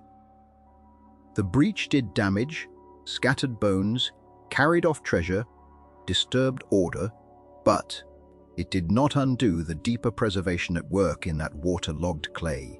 In a strange way, the mound absorbed the violence done to it and continued its long work of keeping what was left intact, as though the earth itself were more patient and more thorough than any human intention, whether that intention had been reverent burial or careless plunder. After the intrusion, the mound settled once more into the quiet of the landscape, and the disturbance itself faded from memory just as thoroughly as the original burial had. Whatever urgency had driven someone to dig into that ground, whether political calculation, simple greed, or some unease about the dead, passed away with the generation that felt it, and the mound resumed its long, undisturbed dormancy. Centuries passed in that renewed silence, the grass growing back over the scar of the old digging, the local memory of even this later event fading as completely as memory of the original ship burial had faded before it. The ship, disturbed but not destroyed, kept its long vigil beneath the earth for hundreds of years more, waiting through a silence broken only once, until the day a farmer's curiosity would finally bring it back into the light. That day arrived in the autumn of 1903 on a farm called Lille Oseberg in the Norwegian county of Vestfold, where a man named Knut Rom worked land that had passed through his family without anyone thinking to ask what lay beneath the low, grass-covered rise near his fields. The mound was not unusual to look at. Farmers across that part of Norway had long grown accustomed to the sight of such rises breaking the flatness of their land, and most treated them the way one might treat any inconvenient feature of a farm, as an obstacle around which to plough, rather than a mystery beneath which to dig. Knut Rom, by most accounts, was a practical man with no particular interest in antiquities, and what happened next seems to have begun not from any archaeological curiosity, but from ordinary agricultural need. He wanted to improve his land, and the mound stood in his way. According to the story that has been passed down, Rom began digging into the mound with the intention of leveling it, or perhaps investigating whether it might yield useful material, or simply cease to be an obstruction. What his spade struck, instead, was wood. Not loose debris, not root or stone, but timber, dark with age and pressed hard by the earth around it, yet unmistakably shaped by human hands. He is said to have uncovered several fragments before recognizing that this was no ordinary find. And however the exact sequence of that autumn afternoon unfolded, the outcome is clear. Rom understood enough to know that what he had found deserved more attention than a farmer alone could give it, and word of the timber began to travel beyond his own fields. News of unusual finds in rural mounds did not always reach the right ears in time.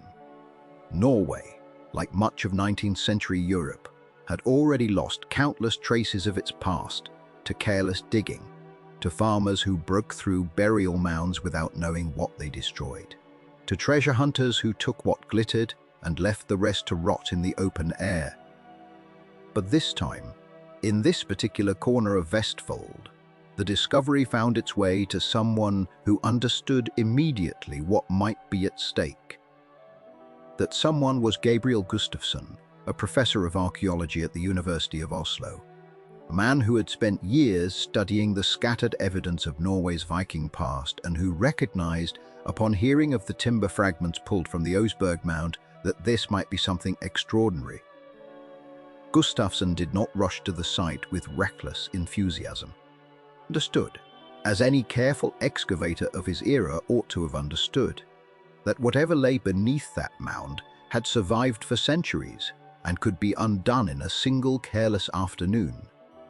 He arranged to visit the farm, examined what Rom had already exposed, and quickly concluded that a full excavation was necessary, one that would require careful planning rather than hurried digging. But the season worked against him. Autumn was closing into winter, the ground was already growing difficult, and the resources required for a proper excavation could not be assembled in the handful of weeks remaining before the frost made further digging impossible. Gustafsson made the decision to wait to protect the site as best he could through the winter months and to return with a proper team when the ground had softened again in spring. The following year, in 1904, Gustafsson returned to Lille Oseberg with the intention of undertaking a full and systematic excavation of the mound. What awaited him was unlike anything that had been recovered from Norwegian soil before. As his team began the slow work of removing the earth layer by layer, the true scale of what lay beneath became apparent. This was not a scattering of ship fragments, the sort of thing sometimes found where old vessels had been broken up or reused as building material.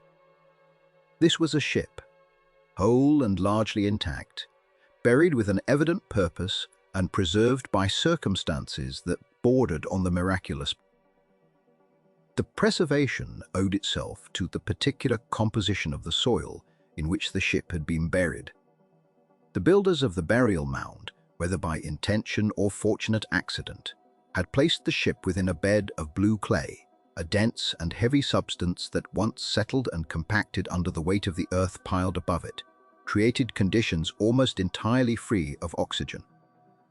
Wood that lies exposed to open air decays steadily, consumed by the same processes of rot and insect activity that break down any organic matter left to the elements.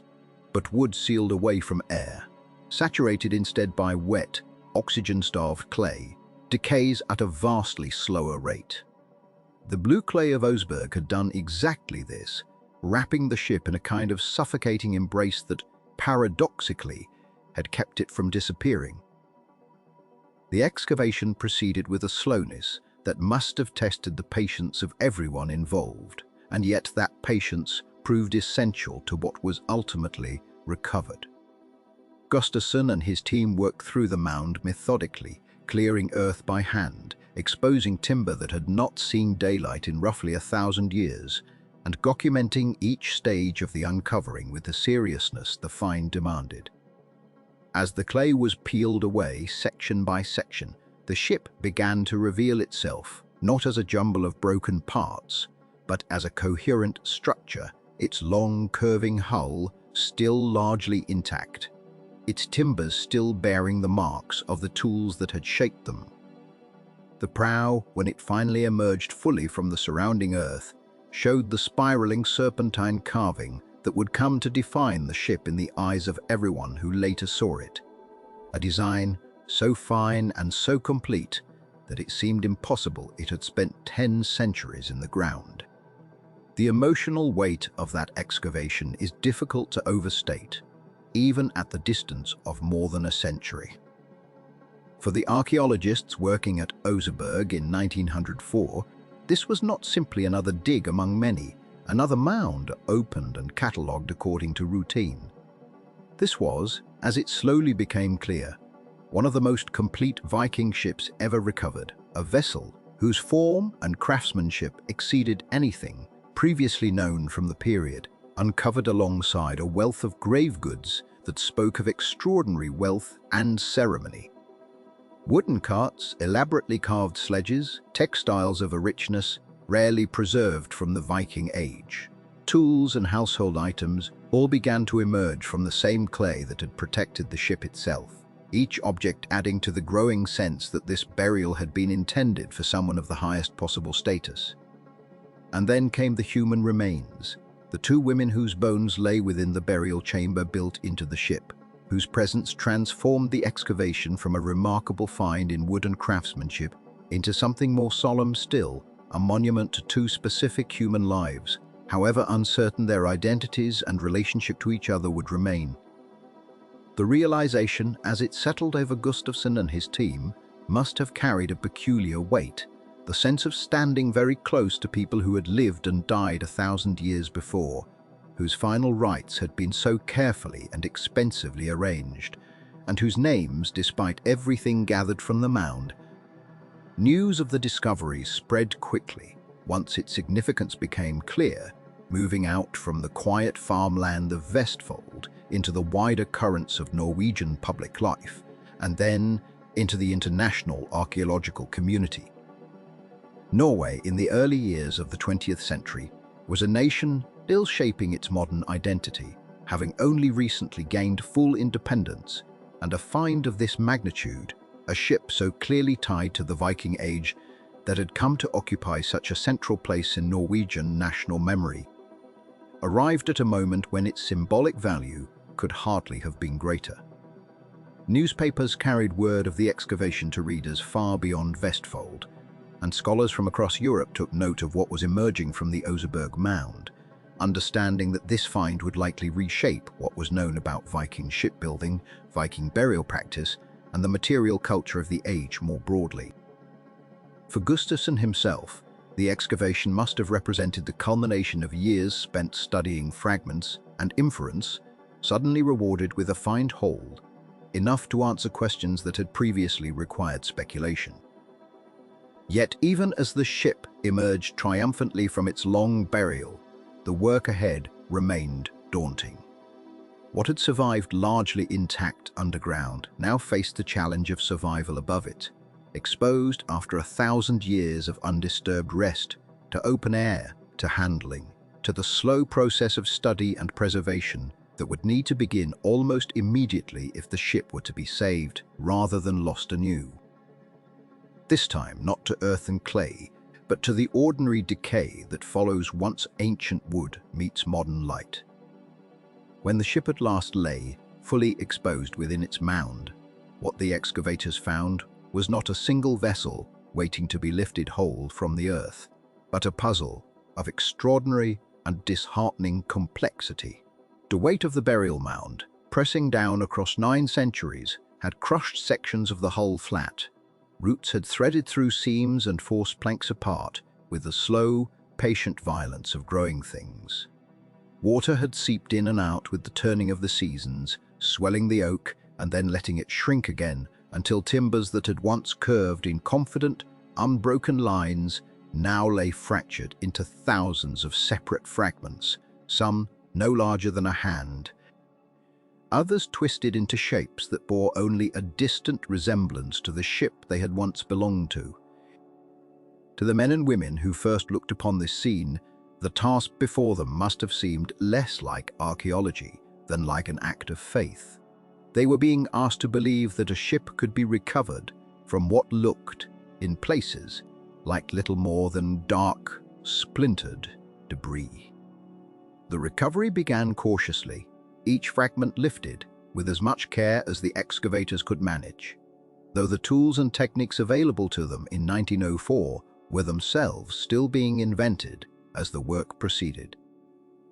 Every piece, however small, was treated as potentially essential, for no one could yet say which fragment might hold the rivet hole or the tool mark that would allow it to be returned to its rightful place. The pieces were numbered, sketched, and where possible, photographed in position before being freed from the surrounding clay, discipline that would prove in the decades to come to be the single factor most responsible for the ship's eventual survival.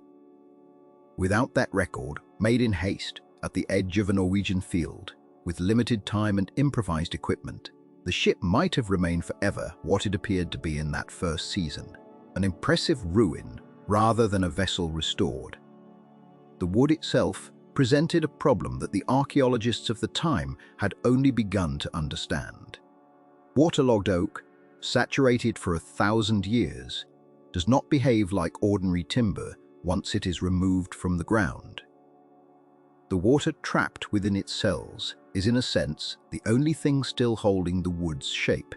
The cellulose structure that once gave the timber its strength has been slowly consumed and replaced by moisture, so that the wood retains its form only as long as that moisture remains. Allowed to dry naturally in open air, the oak would shrink violently and without warning, cracking, warping, and in many cases disintegrating into fragments too small and too damaged to be of any use.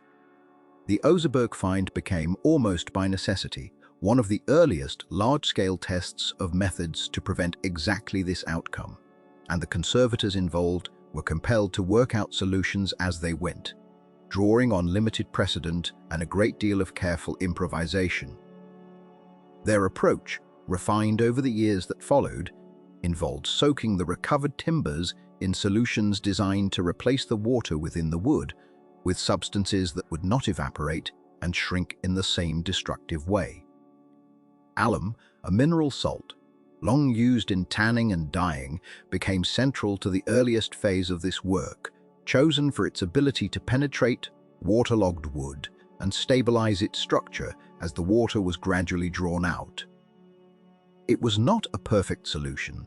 Later conservators would find that alum treatment, while effective at preventing immediate collapse, left the wood more brittle and more vulnerable to certain kinds of chemical decay over the long term than had first been hoped.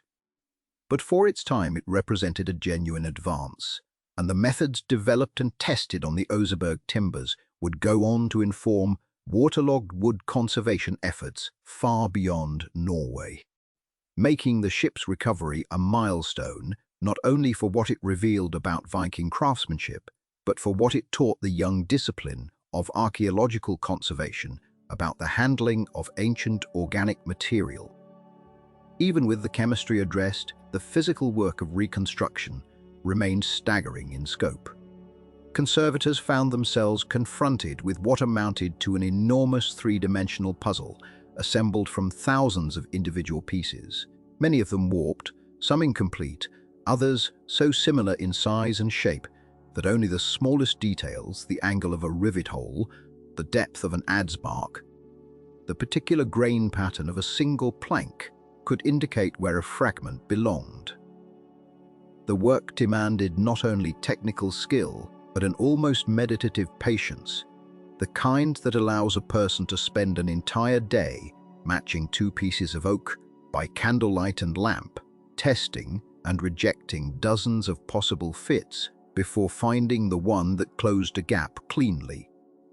Progress was measured not in days or weeks, but in years.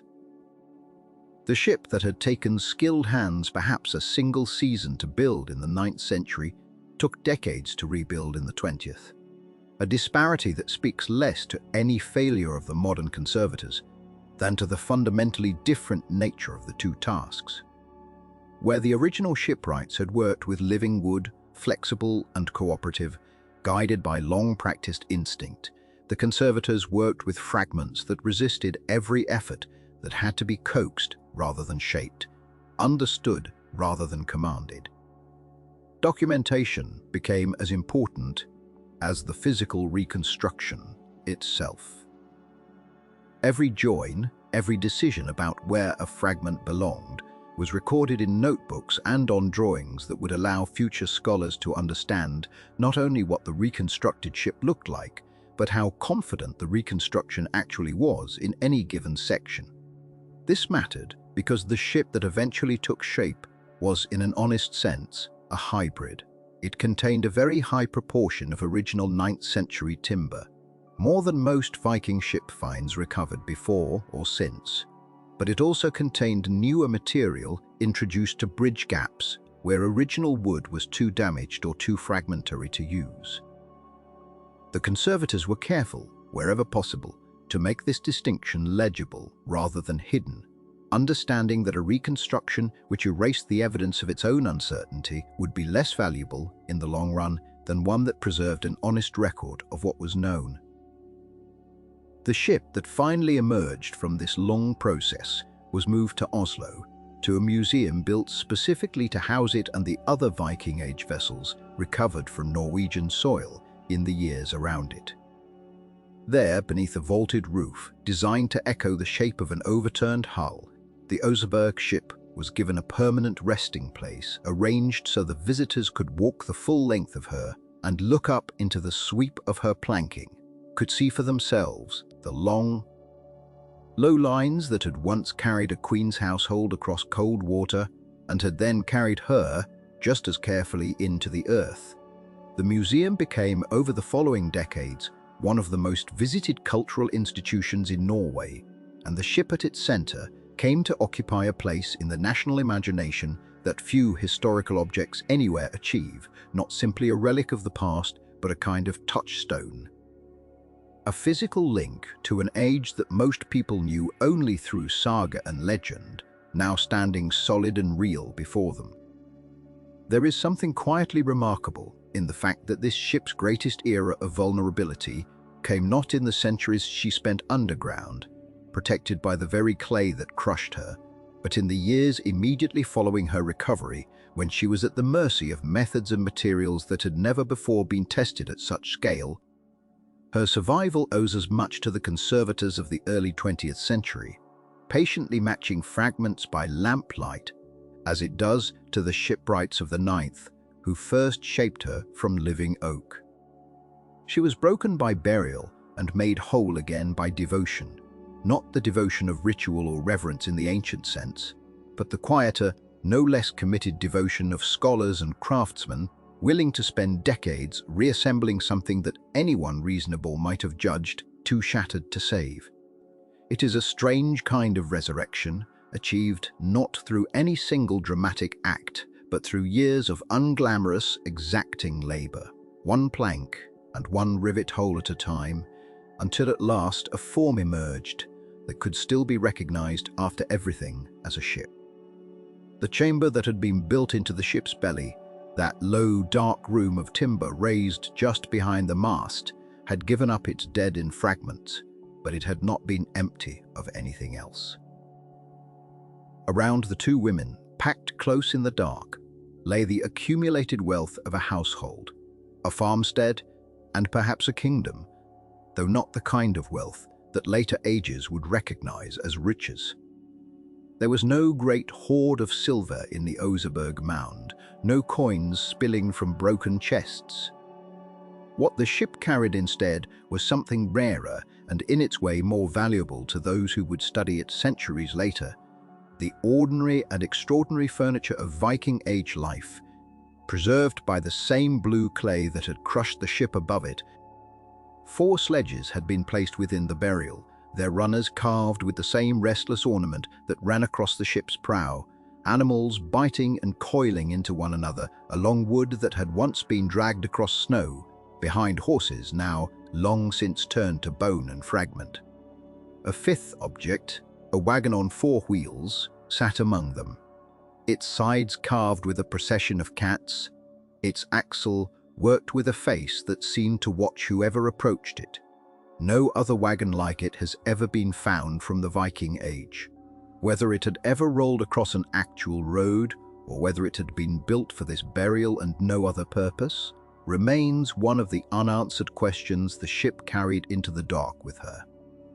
There were 3 ornately carved wooden chests, their lids fitted with iron locks and fittings, the kind of containers that would have held clothing, tools, perhaps small precious things now long vanished, the objects themselves outlasting whatever had once filled them.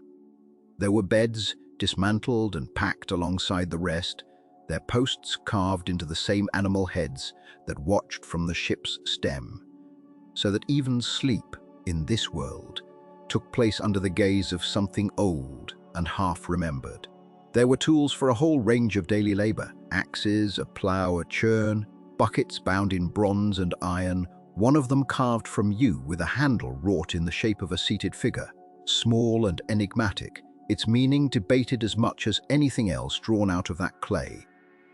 Kitchen implements lay among the finery: iron cauldrons, wooden ladles, a small cart's worth of the unglamorous equipment of feeding a household, alongside spinning and weaving tools that would prove in time to be among the most significant of all the ship's contents.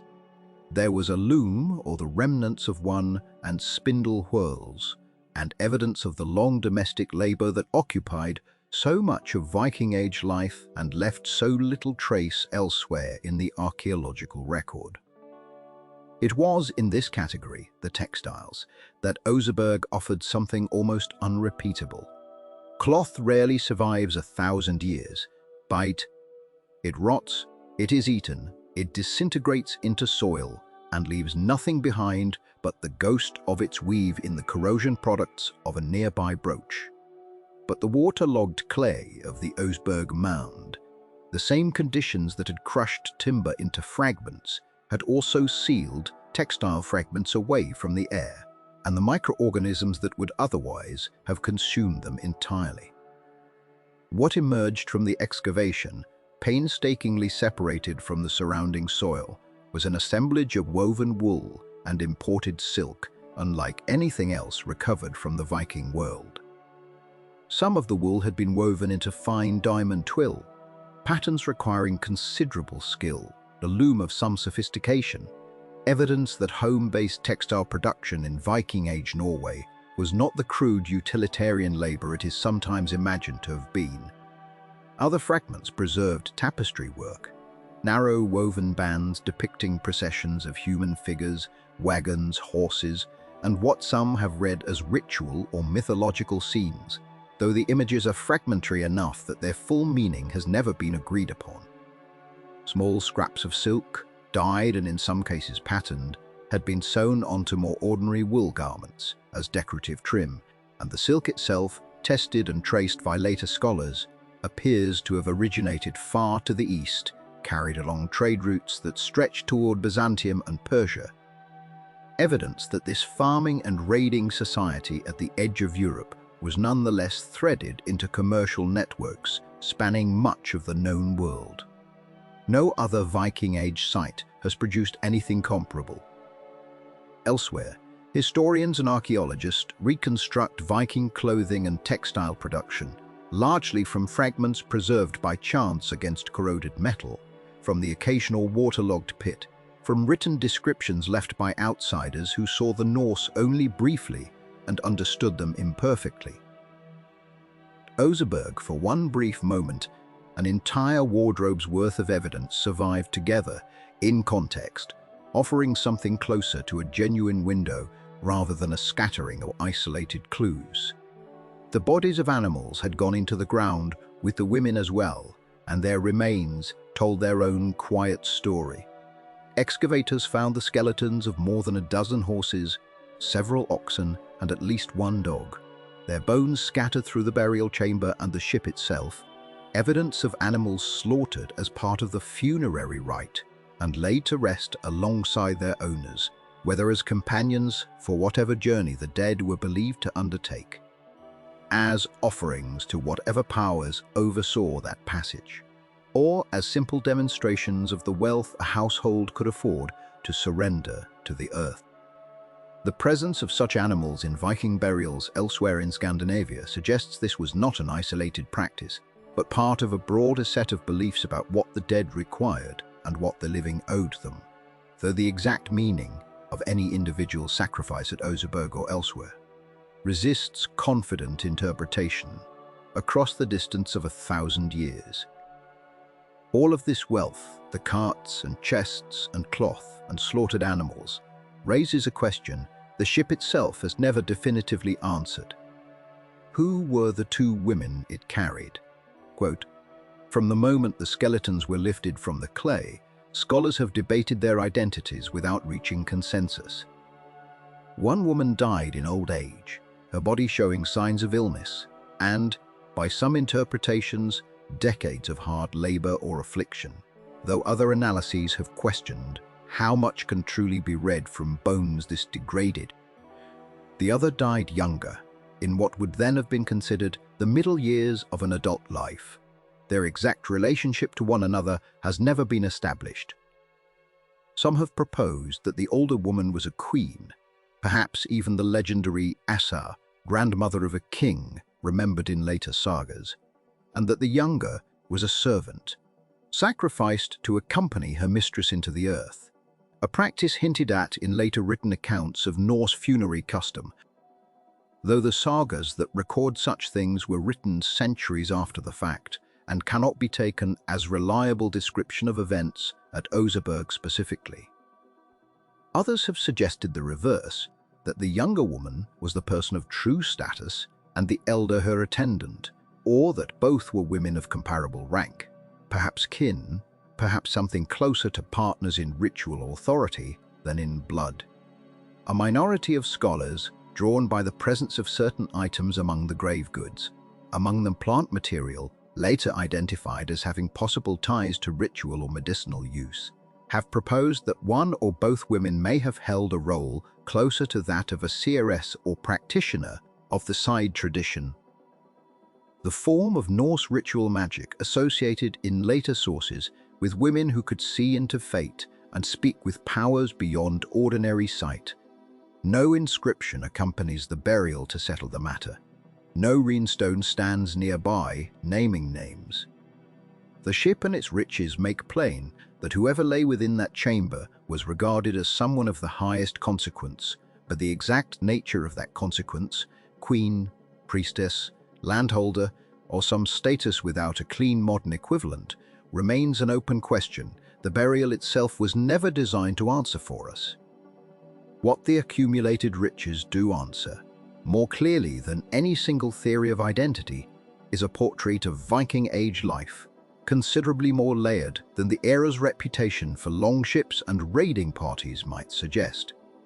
Here was a culture that wove diamond, twill, and imported silk from halfway across the known world, that carved wagons and sledges with obsessive, patient artistry, that buried its dead, whoever they were, with tools for spinning thread and churning butter alongside the ceremonial trappings of status. The Oseberg grave goods do not erase the reputation for violence that clings to the Viking Age in popular memory, but they complicate it, insisting that the same society capable of longship raids also produced households where textiles were woven with real ambition, where domestic labor was dignified enough to accompany the dead into the earth, and where beauty, as much as power, was worth carving into the wood of everyday objects. Who, then, were the two women laid inside that chamber, surrounded by all this evidence of wealth and craft and quiet domestic ambition? The question has occupied Norwegian scholars for more than a century, and it remains even now without a settled answer. What the excavation gave the world was a ship of extraordinary completeness and a hoard of objects unmatched anywhere else from the period. But it gave only bones where names were wanted, and bones, however carefully studied, do not speak in sentences.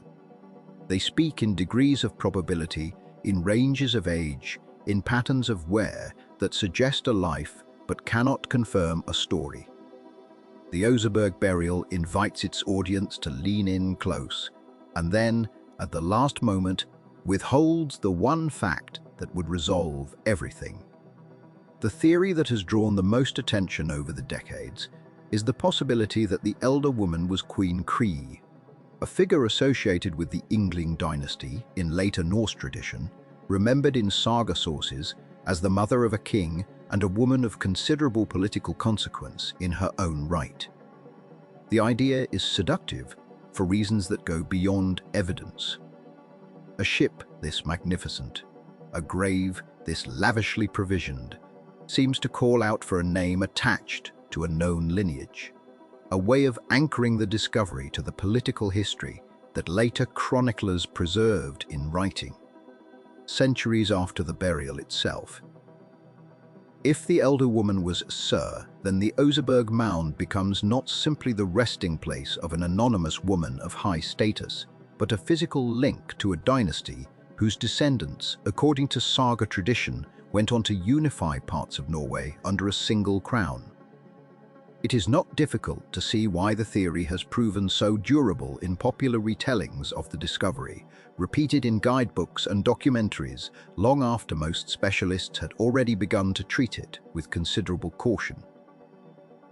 The trouble, as with so much of early Norwegian history, is that the written sources naming Eidsey were composed centuries after the events they describe, drawing on oral tradition that had already passed through generations of retelling before anyone set it down in a manuscript. The sagas are extraordinary documents, rich with detail and often startlingly accurate, where they can be checked against other evidence, but they are not contemporary records, and their authors were working within a tradition that prized a good story as much as a verified fact. To match an archaeological find from the 9th century to a name preserved in a saga written in the 13th is to build a bridge across 400 years using materials that were never designed to bear that kind of weight. Scholars who raised the assay identification did so honestly aware of its limitations, offering it as a possibility rather than a conclusion. It was later popular accounts that hardened a possibility into something closer to certainty, a temptation that the sheer splendor of the ship seems almost designed to encourage. What the physical remains themselves can offer is more modest, though not without its own quiet fascination. The skeletons recovered from the burial chamber were examined across multiple periods of study as archaeological science advanced and older methods gave way to more precise techniques. The elder woman analysis suggests was of advanced age at the time of her death, likely somewhere in her 70s or older, an age that in itself speaks to a life lived with a degree of comfort and care unusual for the period.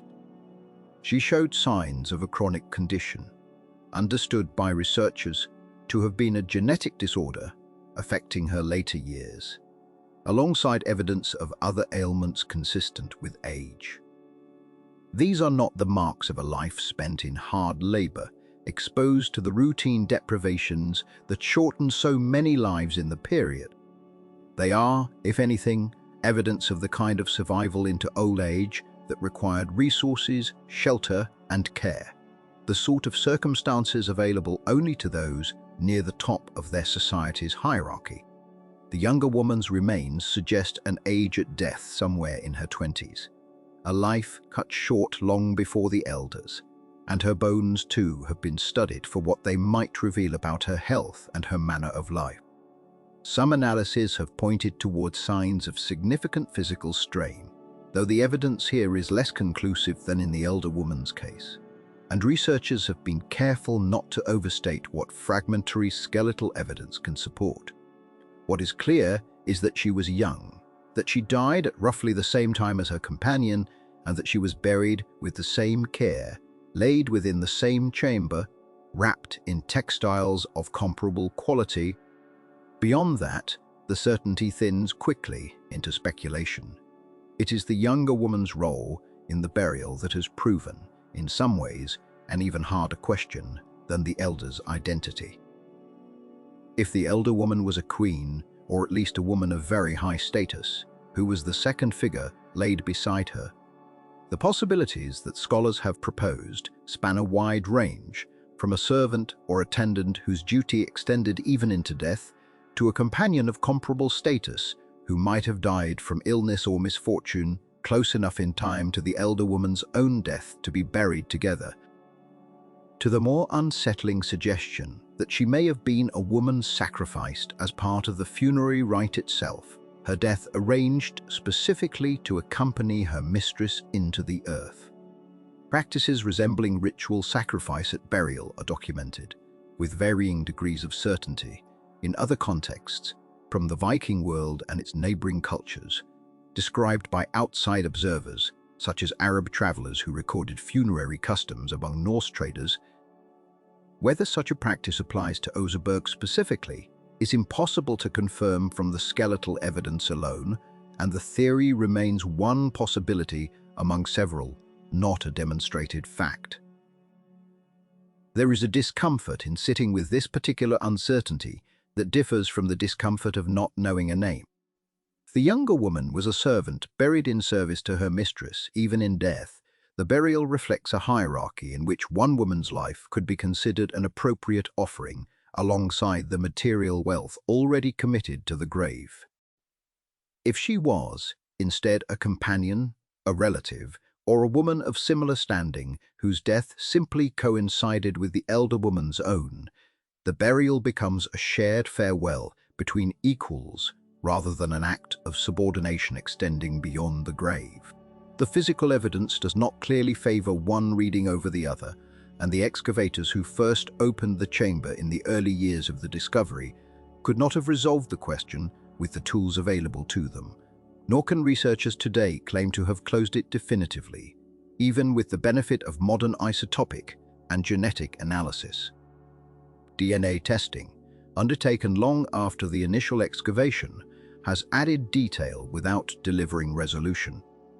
Genetic analysis has been used to explore questions of ancestry, health, and possible kinship between the two women, and to compare their genetic profiles against broader patterns found elsewhere in the Viking world. Yet even these modern techniques, powerful as they are, cannot supply a name where the historical record preserved none, and they cannot settle definitively whether the two women were related, whether one served the other, or whether both were regarded in their own time as women of comparable consequence, laid to rest together by choice rather than obligation. Science can narrow the range of possibility. It cannot manufacture certainty where the sources themselves are silent. What remains, after all the analysis and all the theorizing, is an open question that the historical record may simply never answer in full. The Oseberg ship offers itself with total transparency, its timbers surviving in a completeness matched almost nowhere else from the period, its carvings and grave goods preserved well enough to reconstruct entire aspects of 9th century craft and belief. And yet, the two women at the center of it all remain shadowed, known through the condition of their bones and the quality of what surrounded them, but not through any name, deed, or word of their own. It is a peculiar kind of intimacy, to know so much about how a person lived and died without knowing who they were.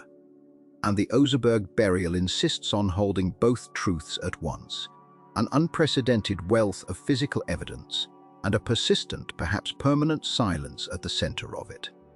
Scholars continue to propose new readings as techniques improve, and it is possible that future analysis will narrow the field of guesses further still.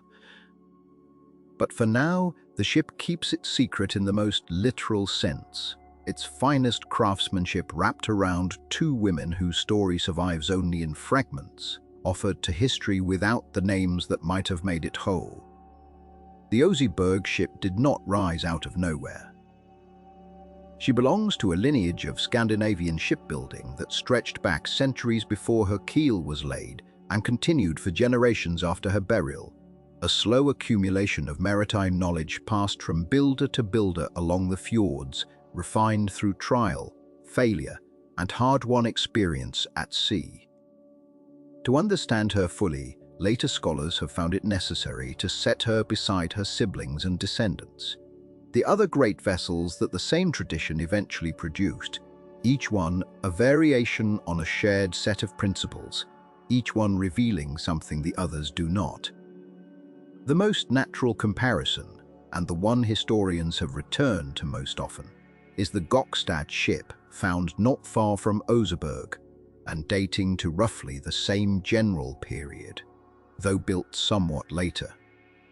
Where the Oseberg ship is slender and ornamented, her prow rising into a carved spiral that seems designed to be looked at, the Gokstad ship is broader, sturdier, and comparatively plain. Her timbers are thicker. Her lines suggest a vessel built to be pushed hard across open water to carry a crew and their gear through weather that would have made short work of a more delicate hull.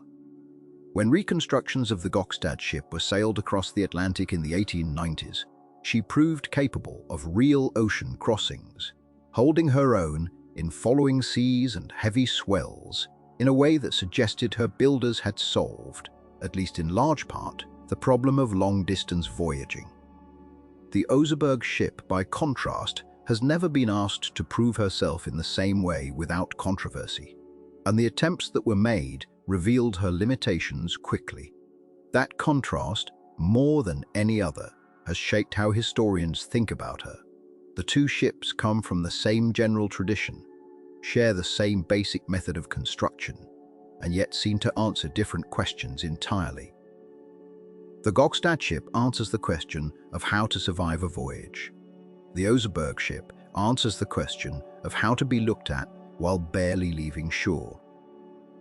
Both answers required the same core technology, the incremental overlap of planks fastened along a strong central keel. But the choices made on top of that shared foundation diverged sharply. And it is in that divergence that later scholars have found some of their richest material for understanding what shipbuilders of the Viking Age were actually capable of, and what they were willing to sacrifice for different purposes. The broader picture, once other finds are considered, only deepens the sense of range within a single tradition. The Skjaldarlev ships, raised from a fjord in Denmark in the 1960s, added still more variety to the record, showing cargo vessels built wide and deep for carrying goods, warships built long and low for speed and shallow approach, and smaller craft suited to coastal fishing and short hauls between settlements. None of the Skjaldarlev vessels carry anything like the ornamentation of the Oseberg ship, and none were built with her evident disregard for the punishing demands of the open sea. But together with her, they sketch a fuller portrait of what Scandinavian shipwrights were doing across 2 or 3 centuries, adjusting hull shape, plank thickness, and rigging to the specific task each vessel was meant to perform. Gret. It becomes clear, seen this way, that there was no single Viking ship, no template applied uniformly across the north. There were families of design, each shaped by function, each achieving mastery in a different direction.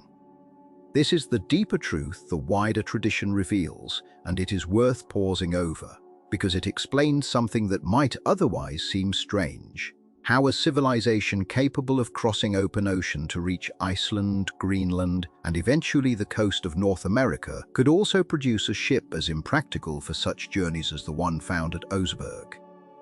The answer is that Scandinavian shipbuilders were not building towards some single ideal of the perfect vessel. They were solving many different problems with a shared vocabulary of technique, and the range of surviving ships is the record of those different solutions. The same clinker build method, the same reliance on overlapping planks lashed and riveted along a flexible keel could produce a raider capable of beaching on any shore, a trader capable of carrying tons of cargo, or a ceremonial vessel capable of carrying a queen into the afterlife. The flexibility of the underlying method is, in its own way, as impressive an achievement as any single ship it produced. It is this mastery, honed across generations and refined through the specific choices visible in ships like Oseberg and Gokstad, that eventually carried Scandinavian sailors across almost the entire known world of their age. The same basic principles that shaped a queen's burial vessel also shaped the ships that reached the coasts of what is now Canada, that sailed the rivers of Eastern Europe as far as the Black Sea, that carried raiding parties to the shores of England and Ireland. It is easy, looking only at the Oseberg ship in isolation, to see a single beautiful object and stop there. But she is better understood as one note in a much longer and more varied composition, one expression of a shipbuilding tradition whose full range only becomes visible when her surviving contemporaries are considered beside her. Modern maritime archaeology has done much to refine this picture in the decades since Oseberg was first excavated. New finds, better dating methods, and more careful analysis of surviving timber have allowed researchers to trace changes in Viking Age shipbuilding technique with far greater precision than was possible a century ago. Wood samples can now be matched to specific forest and, in some cases, to specific years of felling, allowing historians to build timelines of construction that were once impossible to establish. Comparative studies across multiple ship finds have revealed patterns in how hull shapes evolved, how keel design changed as builders learned to balance speed against stability, and how the demands of different waters, the open Atlantic against the sheltered fjords, shaped different regional approaches to the same basic craft. None of this diminishes the singularity of the Oseberg ship. If anything, it sharpens it, allowing scholars to say, with more confidence, exactly how unusual her design choices were relative to the wider body of evidence now available. Reconstruction efforts have played a particular role in this refinement, and it is worth dwelling on what they have and have not been able to show. Full-scale replicas of ships in the broader Oseberg tradition have been built and sailed, testing theories about handling, speed, and seaworthiness that no amount of static analysis on land could settle. Some of these reconstructions, styled closely after the Oseberg vessel's own lines, have confirmed what her damaged hull had already suggested: that she rides low, that she takes on water more readily than a working ship would tolerate, and that her narrow draft makes her prone to instability in anything beyond calm water. These trials have not been uniformly conclusive, and disagreements remain about how faithfully any given reconstruction captures the original ship's true behavior, since even small variations in modern timber, fastening methods, or rigging can produce a vessel that handles differently from what actually existed 1,000 years ago. But taken together, the sea trials of ships built in her likeness have lent physical weight to what historians long suspected, from the wreckage alone, that the Oseberg ship was never meant to test herself against the open ocean the way her sturdier cousins were. What emerges from all these comparisons, all this careful modern reassessment, is a portrait of the Oseberg ship as something genuinely apart from her surviving peers. She is not the fastest example of Viking shipbuilding, nor the most seaworthy, nor the most practical in any conventional sense. Her value lies elsewhere, in the evident care given to her appearance, the hours spent by carvers on her prow and stern, the confidence of a hull shaped as much for the eye as for the water. Among the ships that have survived from her age, she stands as the clearest surviving example of shipbuilding turned towards ceremony rather than conquest or trade, a vessel whose purpose was to be beautiful, to be seen, to carry a queen with dignity into the earth rather than across the sea. In a tradition capable of producing raiders, traders, and explorers of extraordinary range, she remains the one ship built, above all else, to be looked upon. She rests now in Oslo on a low rise of land at Bydie, in a building raised for her and for the handful of other ships that share her age and her fate. The Viking Ship Museum has held her for nearly a century, since the years when her timbers, dried and reassembled after their long, slow reconstruction, were finally judged whole enough to stand upright and bear the weight of public eyes.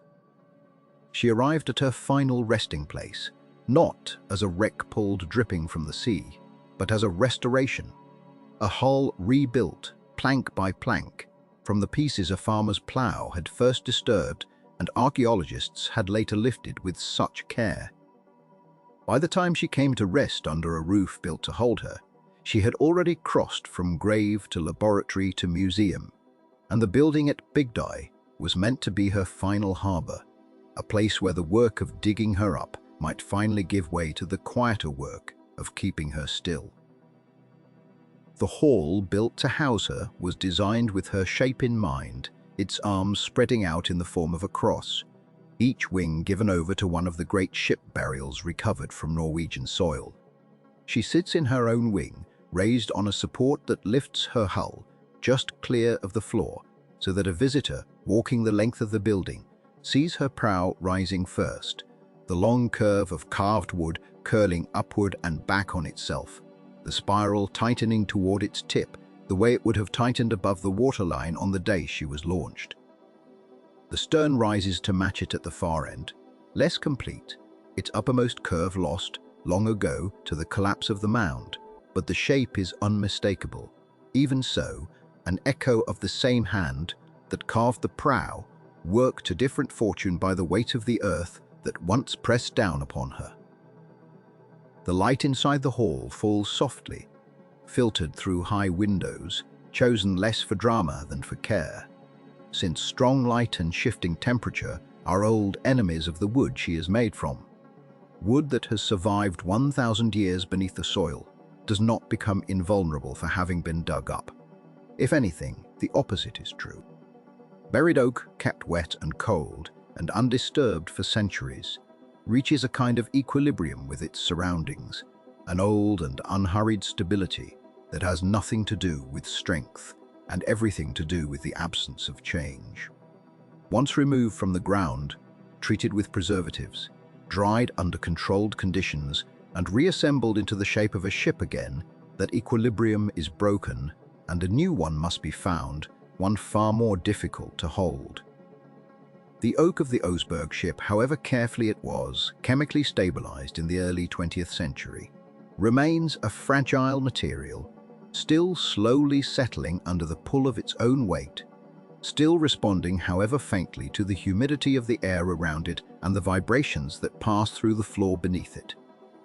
For decades, the ship's most persistent enemy has not been decay in the way that word is usually understood, but something closer to fatigue, the gradual sagging of a structure never meant to bear its own weight without the support of water beneath it.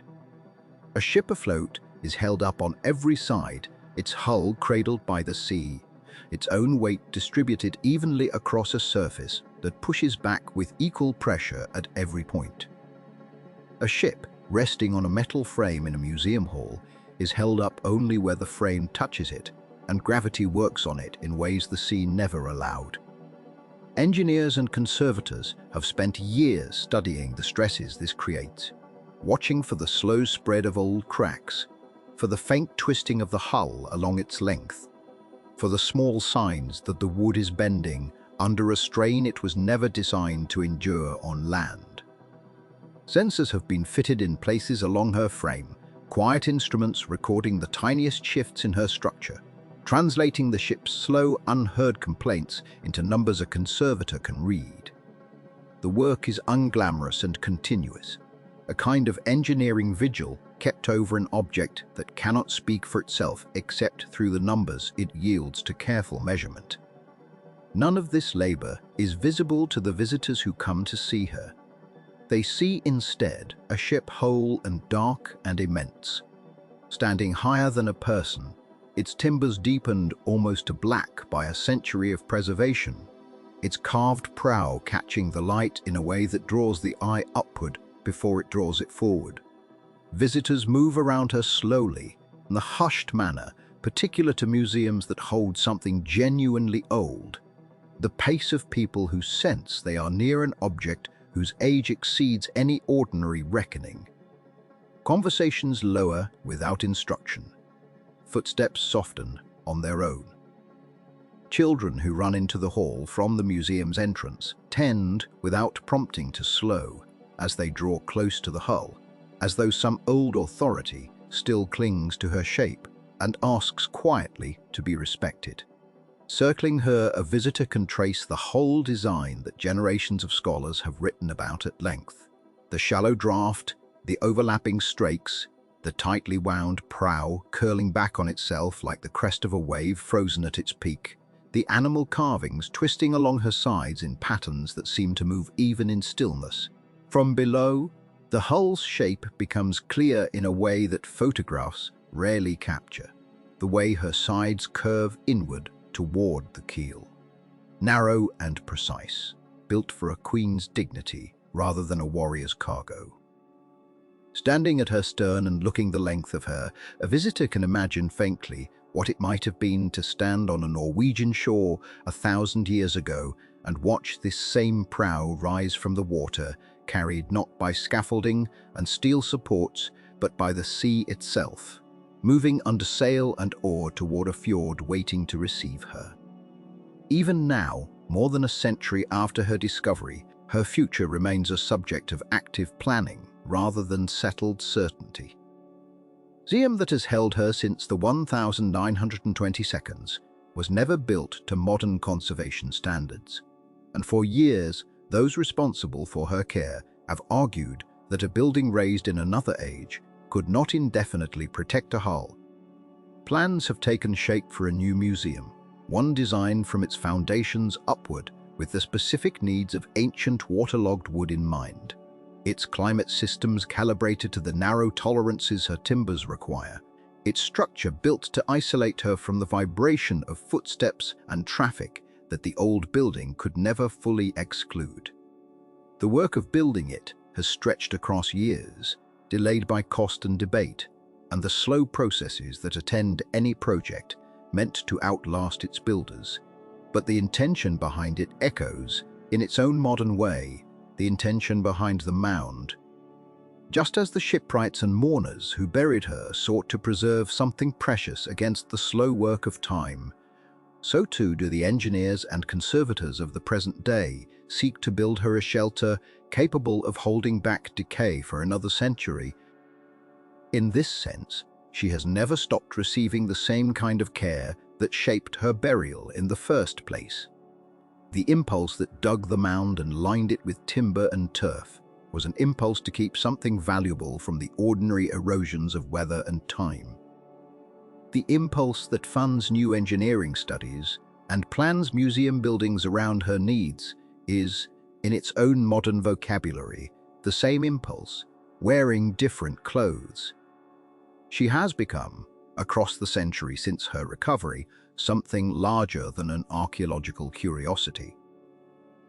She stands now as one of the clearest surviving symbols of Norway's Viking past, reproduced in textbooks and tourism posters, referenced in scholarship on shipbuilding and burial custom alike, visited by travelers who may know little of the queen she once carried, but who recognize instantly the shape of her prow as something belonging to an age of craftsmanship rarely equaled since.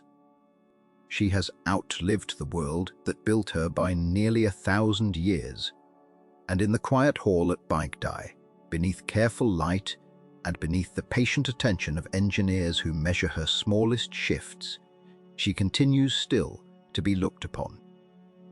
And yet, for all that looking, for all the centuries of scholarship that have gathered around her like water, finding its level, the woman at the center of the Oseberg story remains, in the truest sense, unknown. Her name was never carved into the timbers that carried her. No rune stone stands nearby to declare her lineage, her deeds, her claim upon the world she left behind. She is identified only by the absence around her, by the second skeleton that may have been a servant or may have been something else entirely, by the wealth that suggests rank without confirming it, by the tapestries that hint at processions and stories now impossible to read in full. Every theory offered in her name, queen, priestess, velva, noblewoman of unrecorded consequence, is built from inference stacked upon inference, each layer resting on the one below it, none reaching all the way down to certainty. This is not a failure of scholarship. It is simply the shape of what time has left.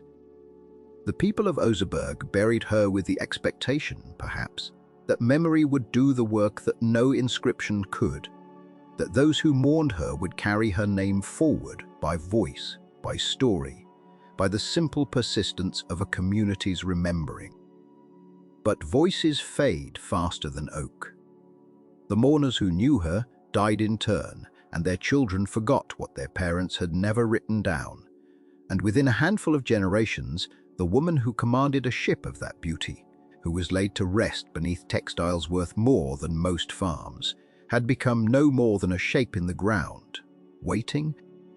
It is worth sitting with that quietly, without rushing past it, towards some comfortable resolution, because there is something clarifying in a mystery that refuses to close. So much of history moves toward answers. So much of what survives from the deep past survives precisely because someone at some point wrote a name down, a king list, a saga, a runic boast carved into stone specifically so that it would outlast the tongue that first spoke it. The Oseberg woman had no such advocate. Her ship spoke for her, and her ship has always spoken more clearly about craftsmanship than about identity. And so she remains, after more than a century of careful study, exactly what she was on the morning Knut Rom first found her skull beneath his farmyard mound. A presence without a name, a life told only through the objects arranged around her absence.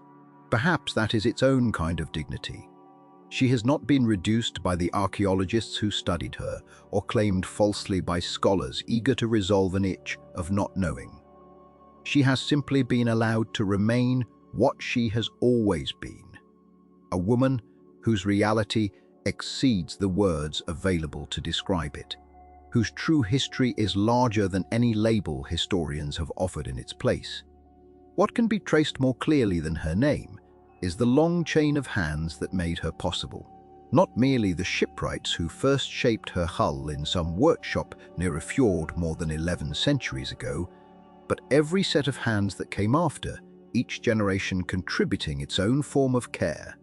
The original builders worked in oak with iron tools and an eye trained by years of practice. None of them thought to record, because they had no reason to imagine anyone would ever need the instructions written down.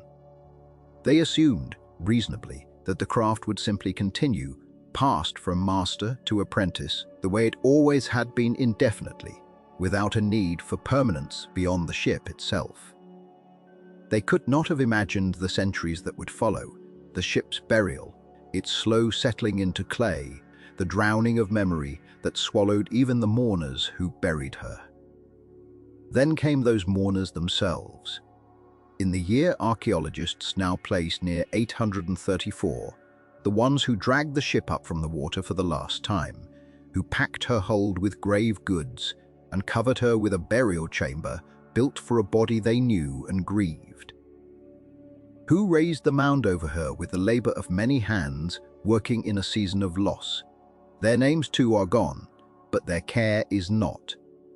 It survives in the way the objects were arranged, in the evident effort taken to preserve, rather than merely dispose, in the sheer scale of what they were willing to give up. Sledges, tapestries, a cart, animals, provisions enough for a long imagined journey. They built the mound, and in doing so without knowing it, they preserved the ship far more effectively than if they had let her rot at a shoreline or burn at a pyre. Their grief, translated into clay and turf, became an accidental act of conservation, holding the vessel in near total stillness for 1100 years. After them came Knut Rom. Driving his spade into ground, his family had worked, without particular curiosity, for generations, until curiosity finally caught up with him on an ordinary day in 1899. After Rom came Gabriel Gustafsson, moving with a patience that history does not always reward, choosing careful seasons of excavation over the temptation of speed, understanding that haste would cost the ship more than delay ever could. After Gustafsson came the long line of conservators who spent years, genuinely years, not months, soaking, treating, and rebuilding timbers that had been crushed to fragments by the weight of the earth itself, restoring shape to wood that had lost the memory of its own form. And after them came the engineers of the present day, still watching, still measuring, still adjusting humidity and light in a hall built specifically to give this fragile, fractured, endlessly patched hull the closest thing to permanence that human effort can offer a thing made, ultimately, of oak and time.